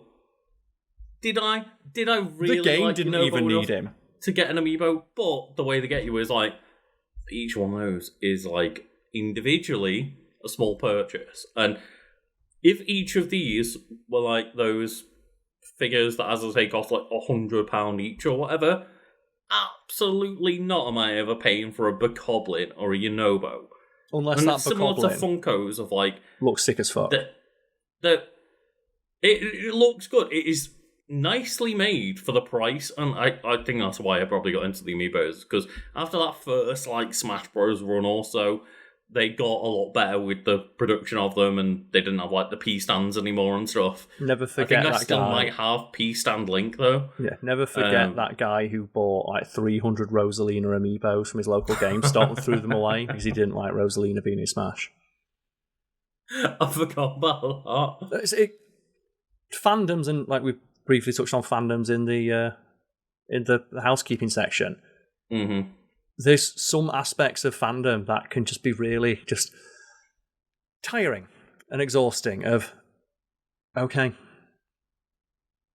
Yeah, 100%. And it's with Funko, it's very different because Nintendo are quite like they're semi-selective about what they make. They've got a Bokoblin in there, sure, but like the list of amiibo is probably a couple of hundred long. Like they're not giving you like Link with hat, Link without hat, Link in red tunic, Link in yellow tunic. They're giving you like Link Link taking from a Wind shit. Waker, Young Link, Adult Link, Link from Tears of the Kingdom, Link from Breath of the Wild. I'm going to look for most obscure Funko Pops.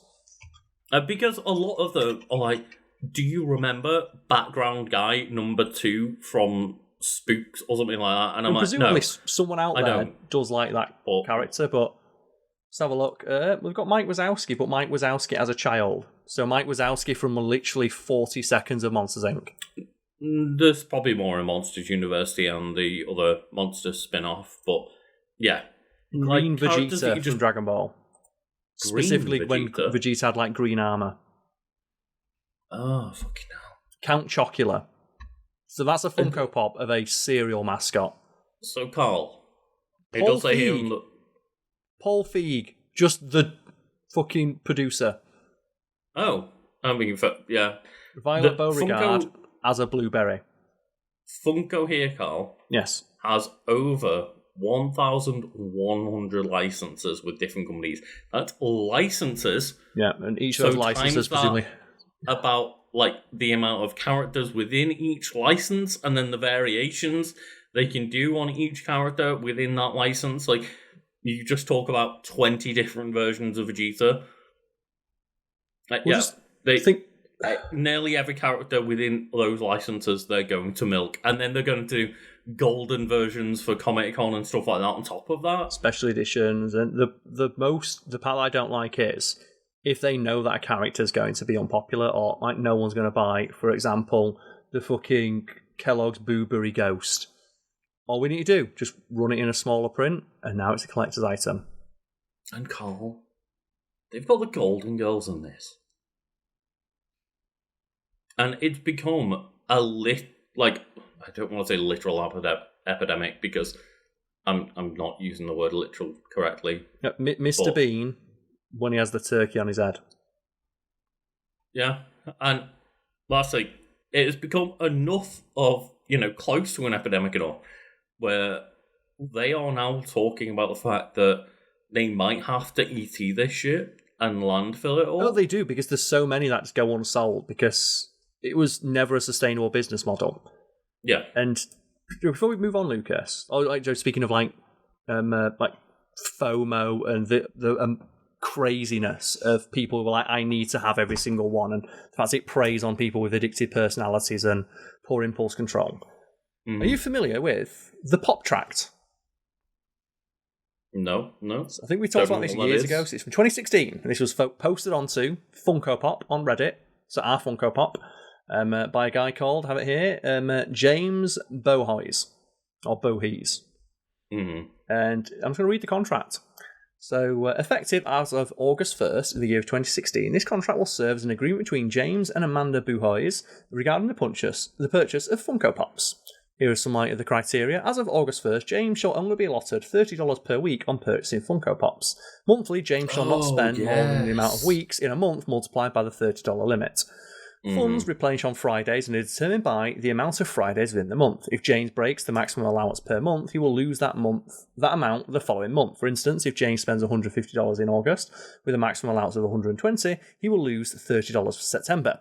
This week/monthly limit will not include the following: gifts for others, SDCC week, so San Diego Comic-Con, New York Comic-Con, Boston Comic-Con, Star Wars Convention Week, any other special events where exclusive/limited pops are released, including Funko Shop limited numbers, shipping charges for pops purchased online, chase pops found at retail price, any and all subscription boxes/specialty boxes related to them, Amanda buying any pops at all, special circumstances. So these are exceptions. Because already, this is a dude who's just fucking addicted, and it's like, it sounds like someone who's like addicted to alcohol. Like, I'm not going to drink, except on special occasions like weddings and the weekend as well when the boys are around. It's like, yeah, and then days end with a Y, and then and it's just I think it's the fact that inbuilt into his contract immediately, and people are saying this might be fake. The dude confirmed, bear in mind, the dude confirmed it was real, and like he's apparently had a very good job, but his missus was concerned about how much space this shit was taking up in his apartment.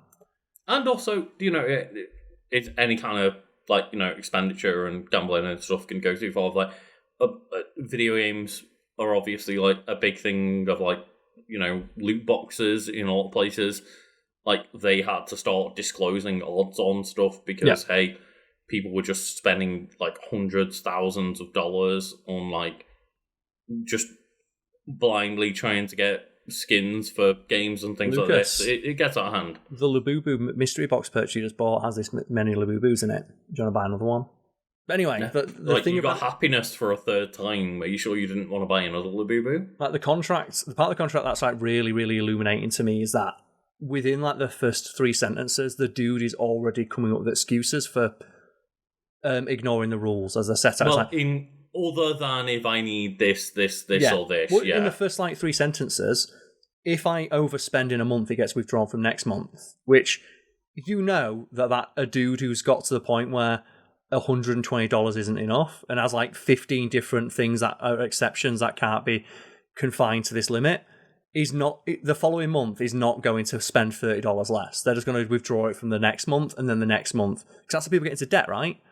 If I overspend by $30, it's fine. I'll withdraw it out and pay for next month. Well, at this point, I was getting another $30 last month. Well, now your average spending's gone up by that $30. And this is not us trying to dunk on those people, right? This is not us trying to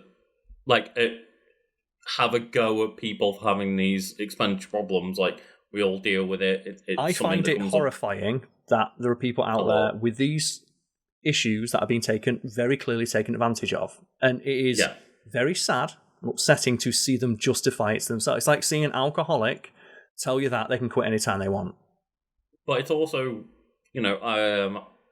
I guess to end on, because this is getting a bit dark, but got the list of like different versions. We're not done with the special conditions yet, Lucas. Though, product lines go. I think maybe like we should maybe just like end it there on that discussion because I find that quite like a not nice subject here on unless you have here's the thing, right? You'd expect like a little bit to add. Putting this limit down would result in, at the very least, maybe you're going to save some money. It says unused pop money within a month goes to James's emergency pop fund. Yeah, of course, yeah. Emergency pop fund. And, like, that's not to dunk on that person. Clearly, they're being exploited by company or exploiting that person. Company. Yeah. And like the product lines here is like the standard. There's chase variants. There's retail exclusives. There's mystery minis. There's bitty pops.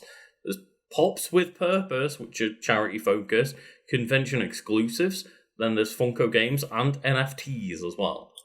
And of course, they fucking got in on NFTs. Oh yeah, of course. Like 1,100 licenses with companies that then all can make a near like close to infinite amount of permutation-wise, different permutations. Yeah, it's not literally infinite, but it's effectively infinite with the amount of stuff they can do. With certain licenses, when they want to give you a Vegeta with the discolored clothing from the wrongly colored anime, or just re-release that now as a mini pop. Do a special edition.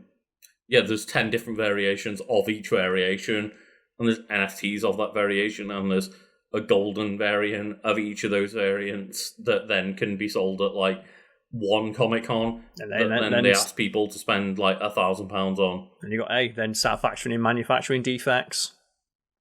Yeah, true.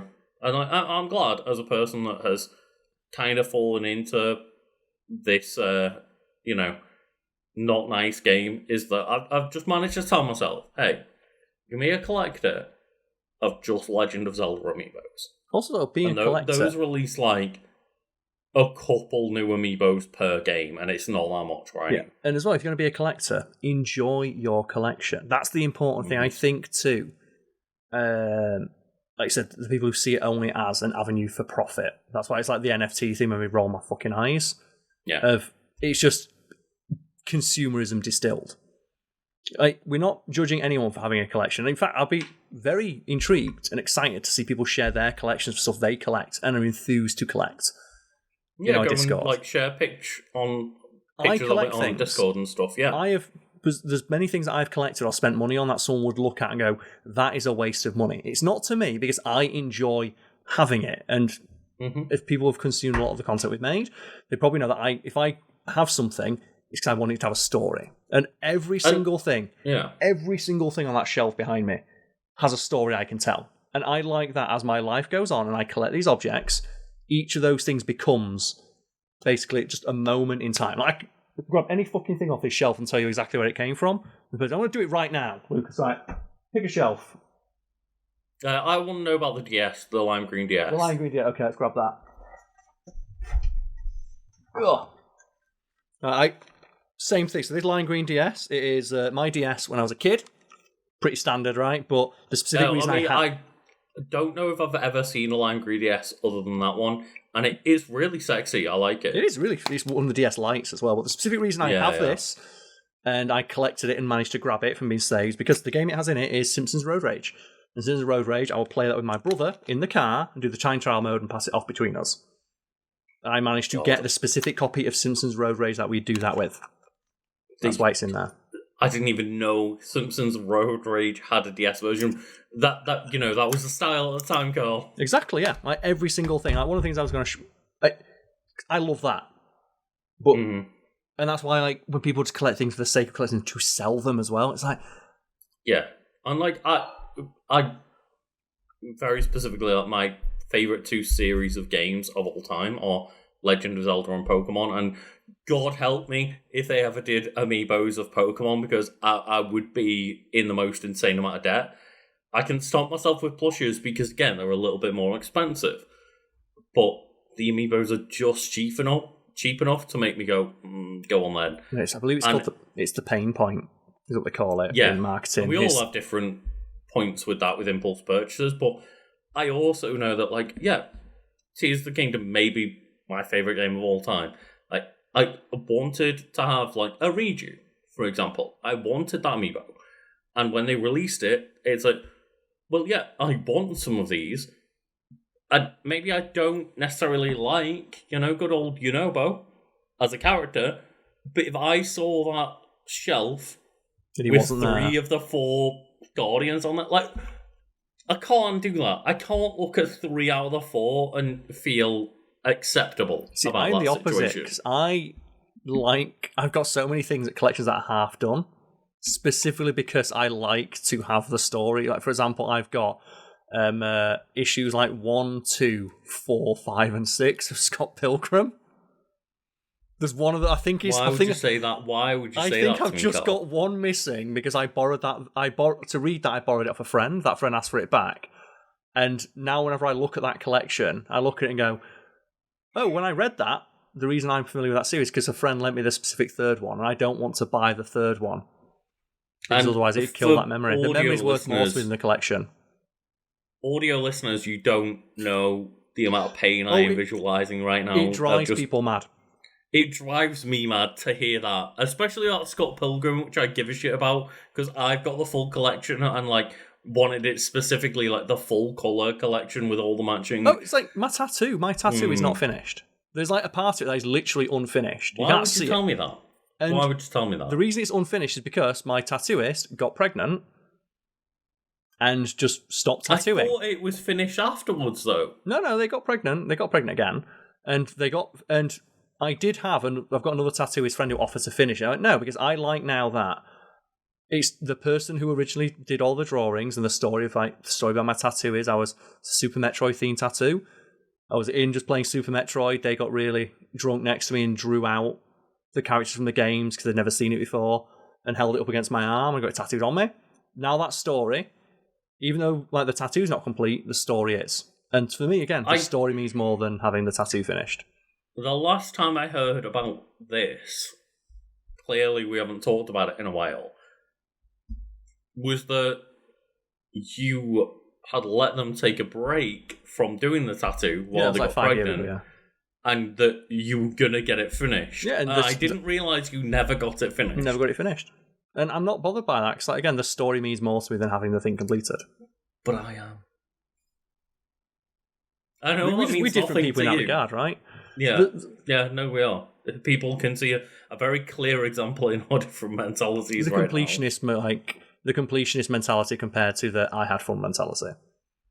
I do have the I had fun mentality in certain aspects, but, for example, the Smash Bros. Ones, of like, I never committed to the Smash Bros. Collection. I have some Smash Bros. Amiibos, but I'm like, fuck it, I'm not buying Shulk. I'm not buying... like Dart Pit, the characters I don't give a shit about. I do have a Dart Pit. I don't know. He's why. In the box. It's not allowed out. I don't know. No. I have Palutena Pit and Dark Pit, and I don't know why I have them, but I have them, and I don't know what Lucas was thinking on the day when I got those ones, but I got those ones. The but FOMO there's was certain real. other characters.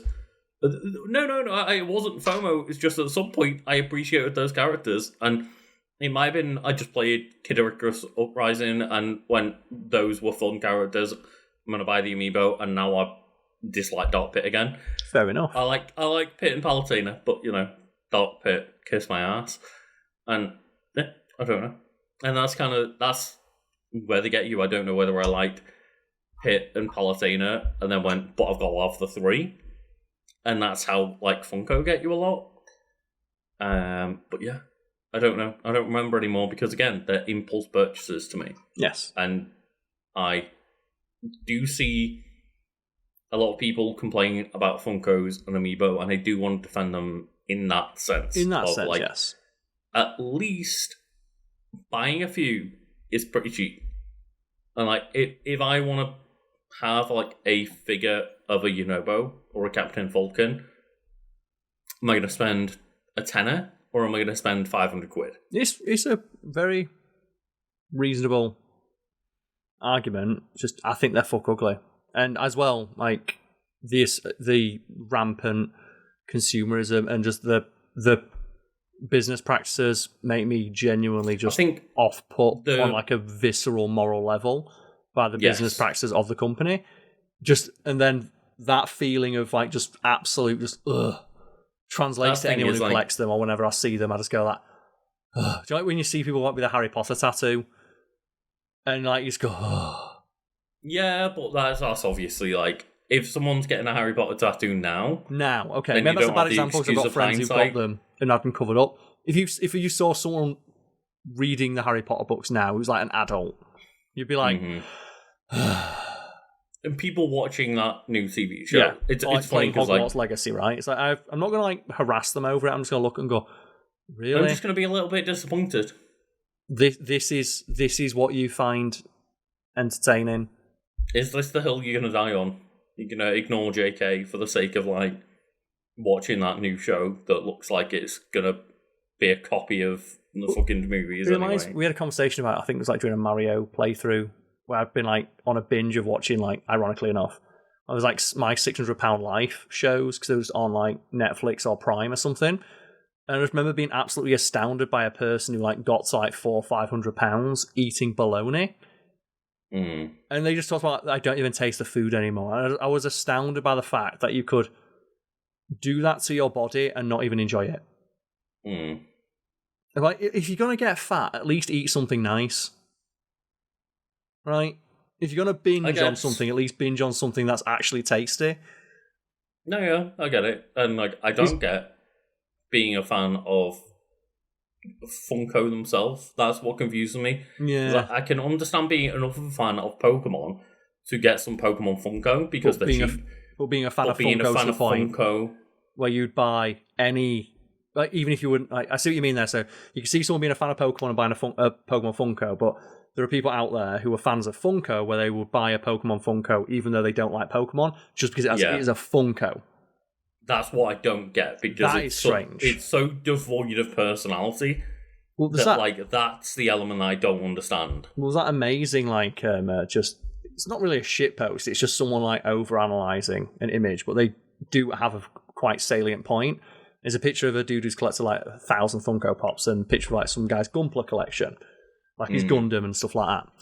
They're like, hey, what's the difference between these two things? And just the summation is, they're like, well, the Funko guy is in the photo because realistically, his collection is not about the collection; it's about him. He is a symbol of rampant consumerism gone mad. The Gunpla collector is not in the collection. Is not in the photo because he wants you to actually see what he's collected.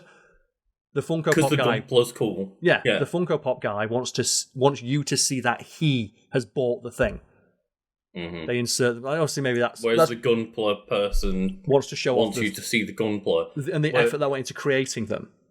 It's not a perfect thing, but like it's a good example. There's likely a degree of truth in there, right? Like there's a level of effort that goes into creating a Gunpla where you probably wouldn't want to put yourself first and foremost because it wouldn't. It's kind of what inspired me to have this conversation in the first place, is because I've never heard anybody talk about a Labubu as a fan of Labubu than just a fan that Labubu is popular. It's like, okay, but why do you like Labubu? It's like, well, Labubus are popular. And that's the only explanation I've heard, is that they're the cultural thing at the time. And it's not... It's something we've probably, a lot of us have fell into. Like, I had a load of Beanie Babies. Why did I have a load of Beanie Babies? Because I was a kid and they were popular. And it's like, why do people have Labubus? Is it because they're just popular? Why do people have Funkos? Was it just because they were popular? Well, it's oddly enough, like, and ironically enough, given what they eventually ended up creating and making a shit ton of money doing. George Lucas' first movie, THX-1138. There's a really great moment in that. It's supposed to be commentary on capitalism, among other things. And it's predicts the idea that George Lucas of all people started by making a movie like that, right? And it predicts this dystopian future where consumerism has reached a point where, and capitalism has just reached its zenith, where it's to the point where people walk into a store and buy a functionless, colourful cube and then immediately throw it away because the thing they enjoy is the act of purchasing, not the act of owning.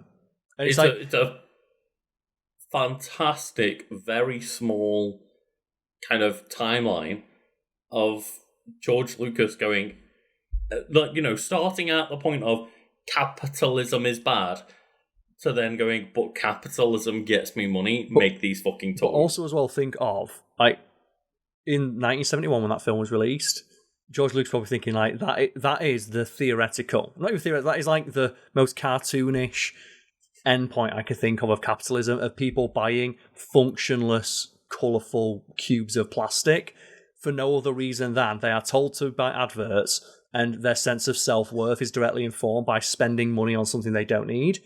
Mm-hmm. Funko Pops. Yeah. Labubu's. Labubu's, yeah. People buy them for the sake of... Babies. Because they enjoy, and again, they enjoy the feeling of spending money on something. And like, as you say, if you ask the person what their attachment to it is, they couldn't. Whereas everything I own, as stupid as it may be, as silly as it may be, as valueless or valuable as people may think it is, the thing that's more important to me is that there is a story there. And every item in my home has that story. And I'm hoping that as my... And, sometimes the story might be that this dumbass has been haunting me for, 8 years. But you can tell a story about it, right? The one amiibo I didn't get, and it's been haunting me because they never really printed it until they eventually did. The fact, though, you were able to tell a story about that, and, they have presumably pride of place in your home, because that story is one that you enjoy, and you want to have that knowledge just in your peripheral. It's a funny full circle of I didn't give a crap about the Bokoblin amiibo enough to purchase it. And as a result... But then, because it was the one dumbass thing missing from my collection for years, it became emotionally attaching to then purchase it all those years later. Well, oddly enough, the thing I've been drinking from, this mug here, it's another such example where it is a mug my mate got me for my birthday, which is terrible. I want to know what it says on the other side, because I saw trashy and sassy. Yeah, so it says happy birthday Carlos, and then the other side is just a possum saying trashy but sassy. And it's a terrible mug. It's it's not lined up properly, but I found it funny, so it's on my shelf. Yeah. And the same is true of everything else in my home. There is a story. So my YouTuber gamer shelf, what we refer to a little bit out of focus right now, by the way. So we refer to what me and Lucas call the YouTuber gamer shelf, which is content creators tend to have a shelf full of video games or nerdy objects and totems. It's hey, I'm relatable like you. Look at the things I collect. Everything on my shelf is a reflection of me as a personality. Everything. Or you just have my example of stealing the green screen from Karl. You've got it, yeah. It's great. I've got my nunchucks on It's not even the same green screen. I got a more portable one, but I just like the idea of Karl's not got a green screen behind him. I'm gonna steal it. Oh wait a minute! I've spotted one book that I want to show off. What's that? We were meant to end this podcast half an hour ago, and Karl was just we've kept it going. Apparently, Karl can't even hear what I said. What was that? I said we were meant to end this podcast half an hour ago. I've got one more though. Right, so I went to a charity shop and I got this. Oh, that is pretty great. This is the Eat the Marvel Universe, the official cookbook of the Marvel Universe. And I love stuff like this. I love coffee table books that people ask, why would you own this? And the answer is, because it's fucking stupid. One that I've been after for a while that I saw, it was 20 quid and went, that's a bit too much. And then it disappeared, was a Making of the Flash 2023. No. And I was I wish I owned that. But one of the reasons I love this is because it's just some interesting art in here. I'm never going to cook anything from it, but I think I made a note of it. Yeah. So, what would you think would be in a book like this, Lucas? Recipe-wise? I would imagine either food they eat in the Marvel Universe or food that is inspired by each character of the Marvel Universe. It's a little from column A, a little from column B. Okay, cool. So, for example, we have here Black Bolt's Sore Throat Tea. So, it's just tea. But it's for soothing a sore throat. What character can we glop it onto? Black Bolt, the guy who screams. Mm-hmm. Then you have... This is the beef recipe. And it is the Punisher's Italian wedding soup. So if you would like to cook and eat the soup the Punisher had on his wedding day. Okay, yeah, I get it. But I can get down for that, but I would... It would be nice if it was something that was at least referenced in the source material. Francis Castiglione, Frank Castle or the Punisher, whatever you call him, he's on a mission of vengeance and vigilante justice. In some runs of the comic, he learns his military might in the Vietnam War. I wanted to bring both the Italian and Vietnamese influences to this recipe. So what we have is an Italian wedding soup, flavoured like pho, and the results are punishingly delicious. If you don't want to make your own broth, just use store-bought. I am intrigued, at least. Just the idea of, though, it's like the Punisher shoots people and you've made a thing called wedding soup.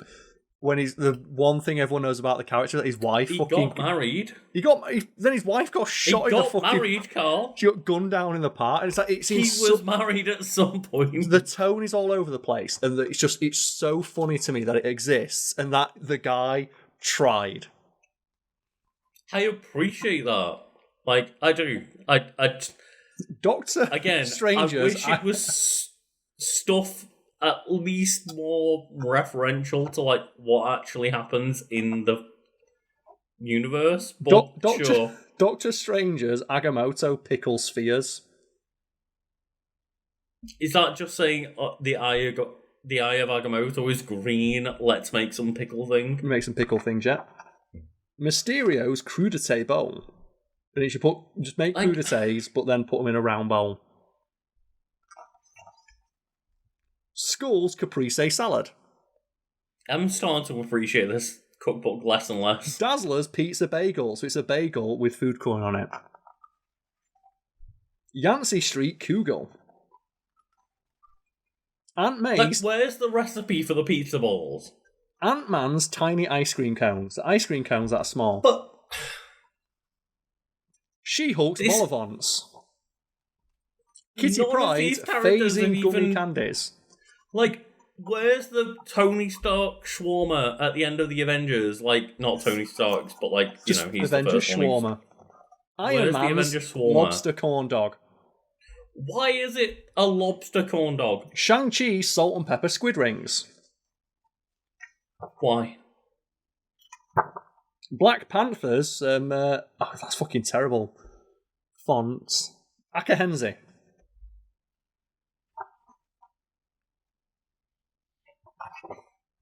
Ghost Spider's bodega sandwich.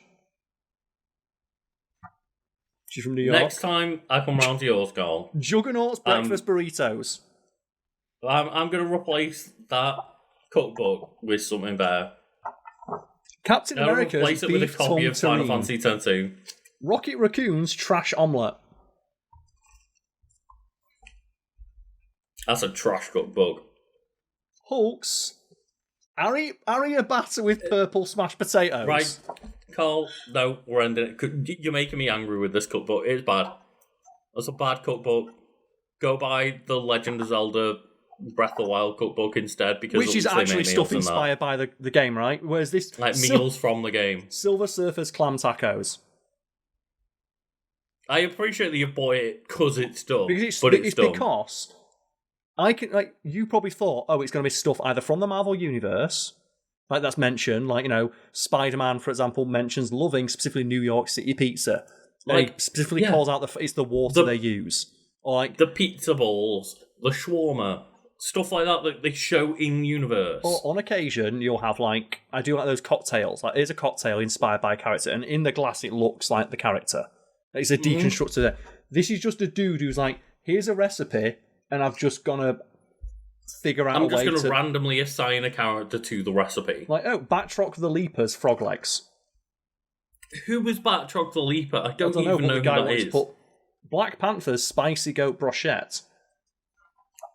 Which also is like spicy curried goats, more like to my knowledge, it's a West Indian thing, not African. As far as I'm aware, was more of an Indian dish. I don't 100% also, know. The dude is white as fuck, and a lot of these recipes are really ethnic. And we're talking from that same perspective. I'm not 100% where that goat curry might be from, but I don't know. It's not from Wakanda.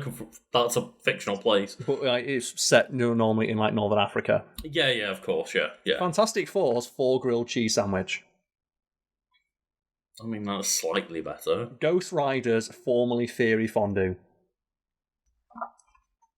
Squirrel stop. Girls hot dish. Please stop. Please stop. Please stop. Magneto shakshuka. Please stop. Please stop. I'm begging you. Venom's Please. pad thai. Please. Somebody end this. Bifrost cosmic yogurt balls. I don't know how to stop him. I'm sorry. I don't know. I don't know what to do anymore. Nightcrawlers cotton candy clouds. You know what? That's one that actually makes sense. Cotton candy clouds that disappear like Nightcrawler does. How can I make this cookbook disappear, Carl? Spider-Man's New York City cheesecake. Green can't Goblin's keep doing pumpkin this bombs. to me. Not made with I pumpkin. mean, that's decent. That's decent. That's the thing of like... And aren't you glad now that I own this? I hate you. Do you know what I should do? I'll tell you what, if anyone's listening to the end, let's make it a Patreon goal. If we get enough people on our Patreon or our Discord bugging us about it, which means you watch to the end, I will I'll pick a recipe from here. I'm not gonna let the audience pick. They'll pick one with like fucking ingredients that I cost a bomb. No, you've got to pick a recipe that I have to make. I think we could both pick one, right? I say we both pick one. Pick each other's recipes. No, because I want. Okay, we'll do that, but we've got to agree not to pick something too difficult to make. No, I wouldn't pick something that you're not gonna like, pick, for example, Angel's Meatloaf Wellington. No, I'm not going to pick something ridiculous that I don't think you could make. I'm going to pick something that's reasonable. Storms, tornadoes of beef. Put the book down, Carl. Thor's meat Mjolnir.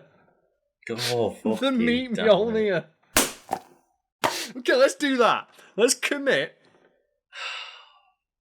If we get enough people bugging us about, let's say if we get 10 people who mention our Discord over the next week,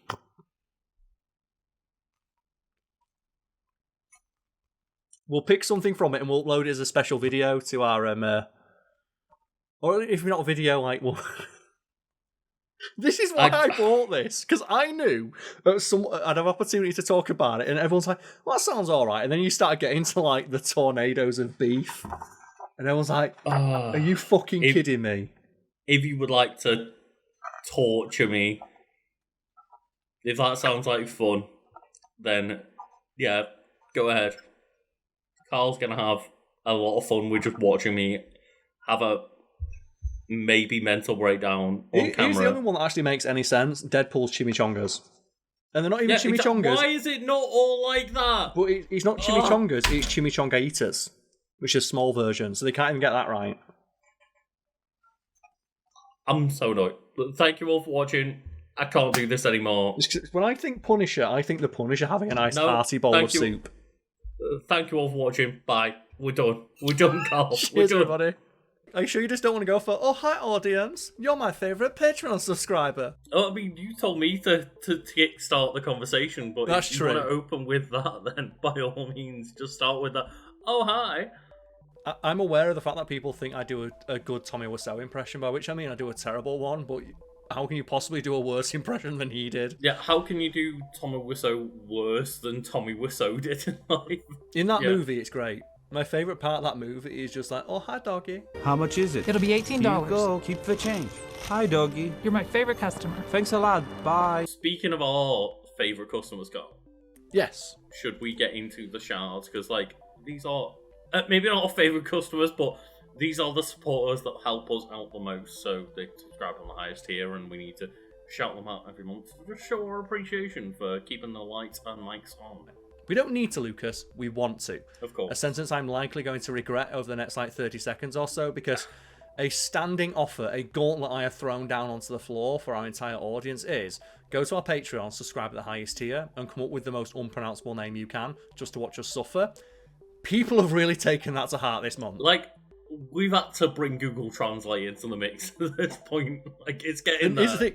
Google Translate is not helpful. Fuck you, AI. But our first shout out is for series of emojis, which I'm now going to read out as best I can. So, fire emoji, dragon emoji, gorilla emoji, guy doing this emoji, nails on fleek emoji can't be displayed because we copy pasted it into Discord, skull emoji, demon emoji, angry hat emoji cannot be displayed, 3 emojis in a row that are the eyes wide mouth face emojis, mushroom emoji, smiley face emoji, and hedgehog doing like a little jig. Yeah, like, this has What's a gone name? to incomprehensible levels at this point. But speaking of emojis, We're up to hieroglyphics now. You- People are saying fucking hieroglyphics. You were challenging people to bring hieroglyphics into the mix. We called Wiki Weekends not the British Museum of Natural History. Right? But we do have more emojis here, like ghost emoji, little ghost, and ghost emoji. Yeah, that's a lot easier to pronounce than series of emojis that takes 30 to 40 seconds to say. But I do respect it. Look what you've done! You've completely turned into ghosts! Which means I can finally do this! And my day is not getting any easier because the next person who submitted their name in Nahuatl. A language I do not speak and I'm not familiar with, so let's give this a go, shall we? So, Tinakui, Horchata, Octilane, Tomi, Semasika Patia, Ta. Was that wrong? Was that offensive? Was that wrongly offensive? I mean, that's You be always the judge. worry, right? It's like... Yo soy abogado. Yo soy abogado. But currently I have a nice, easy one, because it is to just say a special thanks to Split Screen. I was going to say I think Split Screen is referring to the moment where you realise that someone's screen watching you on GoldenEye and like, no! When I saw someone screen watching, I just got mad and started throwing hands, and I realised that if my brother is watching my side of a screen while playing GoldenEye, he's not watching his balls. You just... the moment Don't you see screen them watch!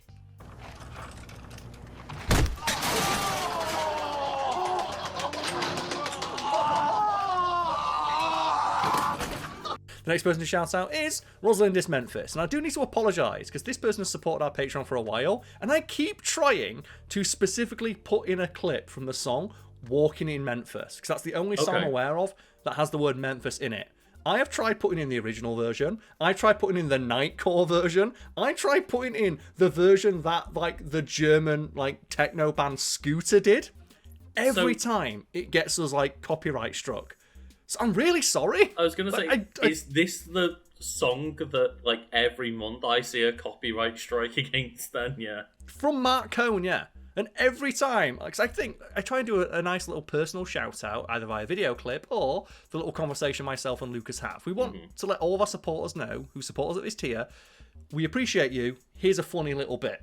Exactly. That's like effectively sponsored by you. I can't do that for this person. I'm really sorry. We'll continue trying, I guess. But yeah. It's to the point where I'm thinking, should I just record it myself? If they're going to continue to be a supporter, just do a really bad cover of it. And Carl, I know that this is going to be a little bit spoilerific for you. Okay. But for the next person, I do want you to put in a certain, like, a certain character. Maybe not a certain clip. But we are spotted once again by Lucille DeSteele. And I've mentioned a couple of times, I don't know whether this is a One Piece reference of having D as like a middle initial, but So I have Monkey D. recently Luffy, right? watched an episode where Monkey D. Garp goes on the most rampages of rampages and shows off why they are the hero Garp. And if you can just any clip of Monkey D. Garp, just be Monkey D. Garp.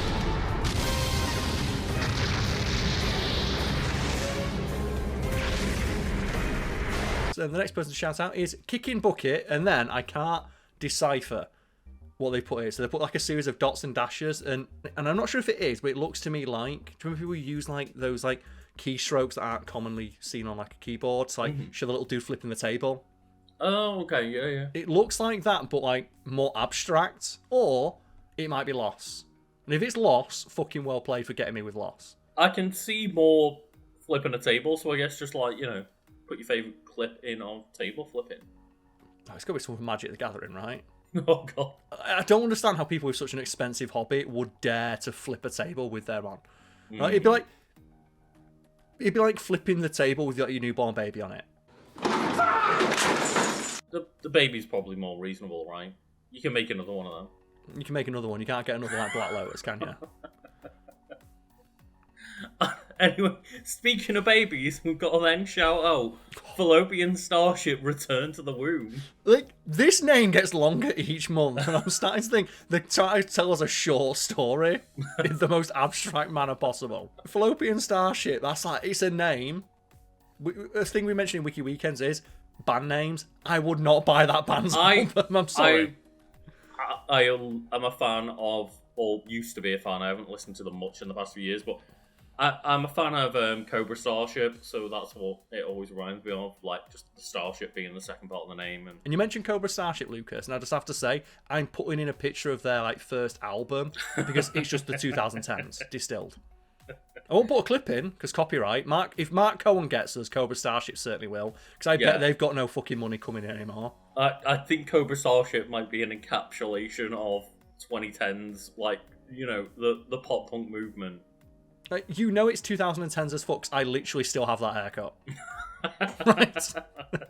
And I got this haircut in the 2010s. The next person's shout out is simply Daddy Grunt. Which all I can imagine from that is the grunts from Halo, but just a big grunt. Just the daddy. To be fair, did you ever play Halo Wars?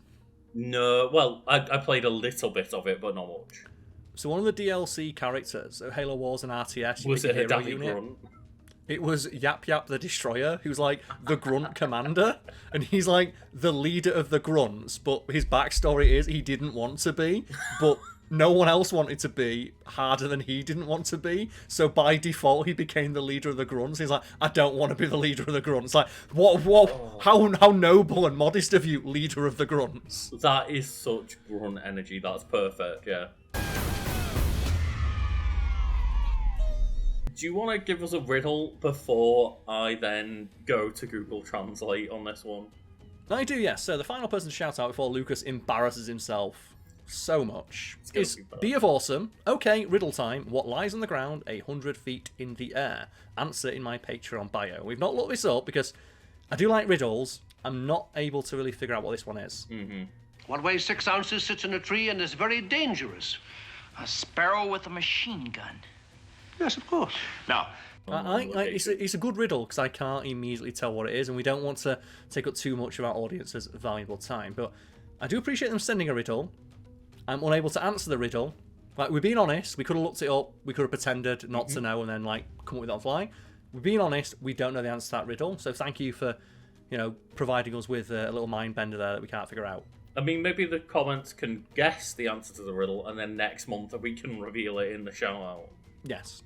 The time has come. I've had to cheat and use Google Translate because this one was submitted in almost entirely either kanji or katakana. I'm not sure which one it was, but in Japanese. Spoilers, we don't read that language. We don't. To me, I read that and think that is the name of a video I listened to when I was an edgy teenager and somehow fell into listening to Toho remixes. And it's just is that the name of a Dematori song or something like that? So also, someone's going to lose their shit to that reference, and congratulations to that person. I'm going to butcher the absolute hell out of this one, but I guess that's what we're here for, Carl. So, Atlin wa kimi ga kono rukasutu desu stranen ka Hideo Kojima Hideo no Butunda Kiaro made Tokushu Toga o Kami Kake Kaganana Hishi no Hatsuhon Shu to Shite Kara Mawari Suno o Kikikatu Kimi no Patreon no Shoutoutu Wakuni Katakata Toroku Shita. So bear in mind, I got paid to say that. I tried. I am also sorry. Keep in mind, Lucas is the one who watches anime all the time. My Japanese pronunciation would be way worse. That's a rough one, but we just fully appreciate the support, and that's why we're willing to make idiots of ourselves at the end of all these videos. We also appreciate as well just the continued effort expended by our audience to troll us in ever more creative and interesting ways. Goddamn, we need to slim these down because this is approaching a 20-minute recording mark. It's fine. A third of a video. Goddamn. See you all next time.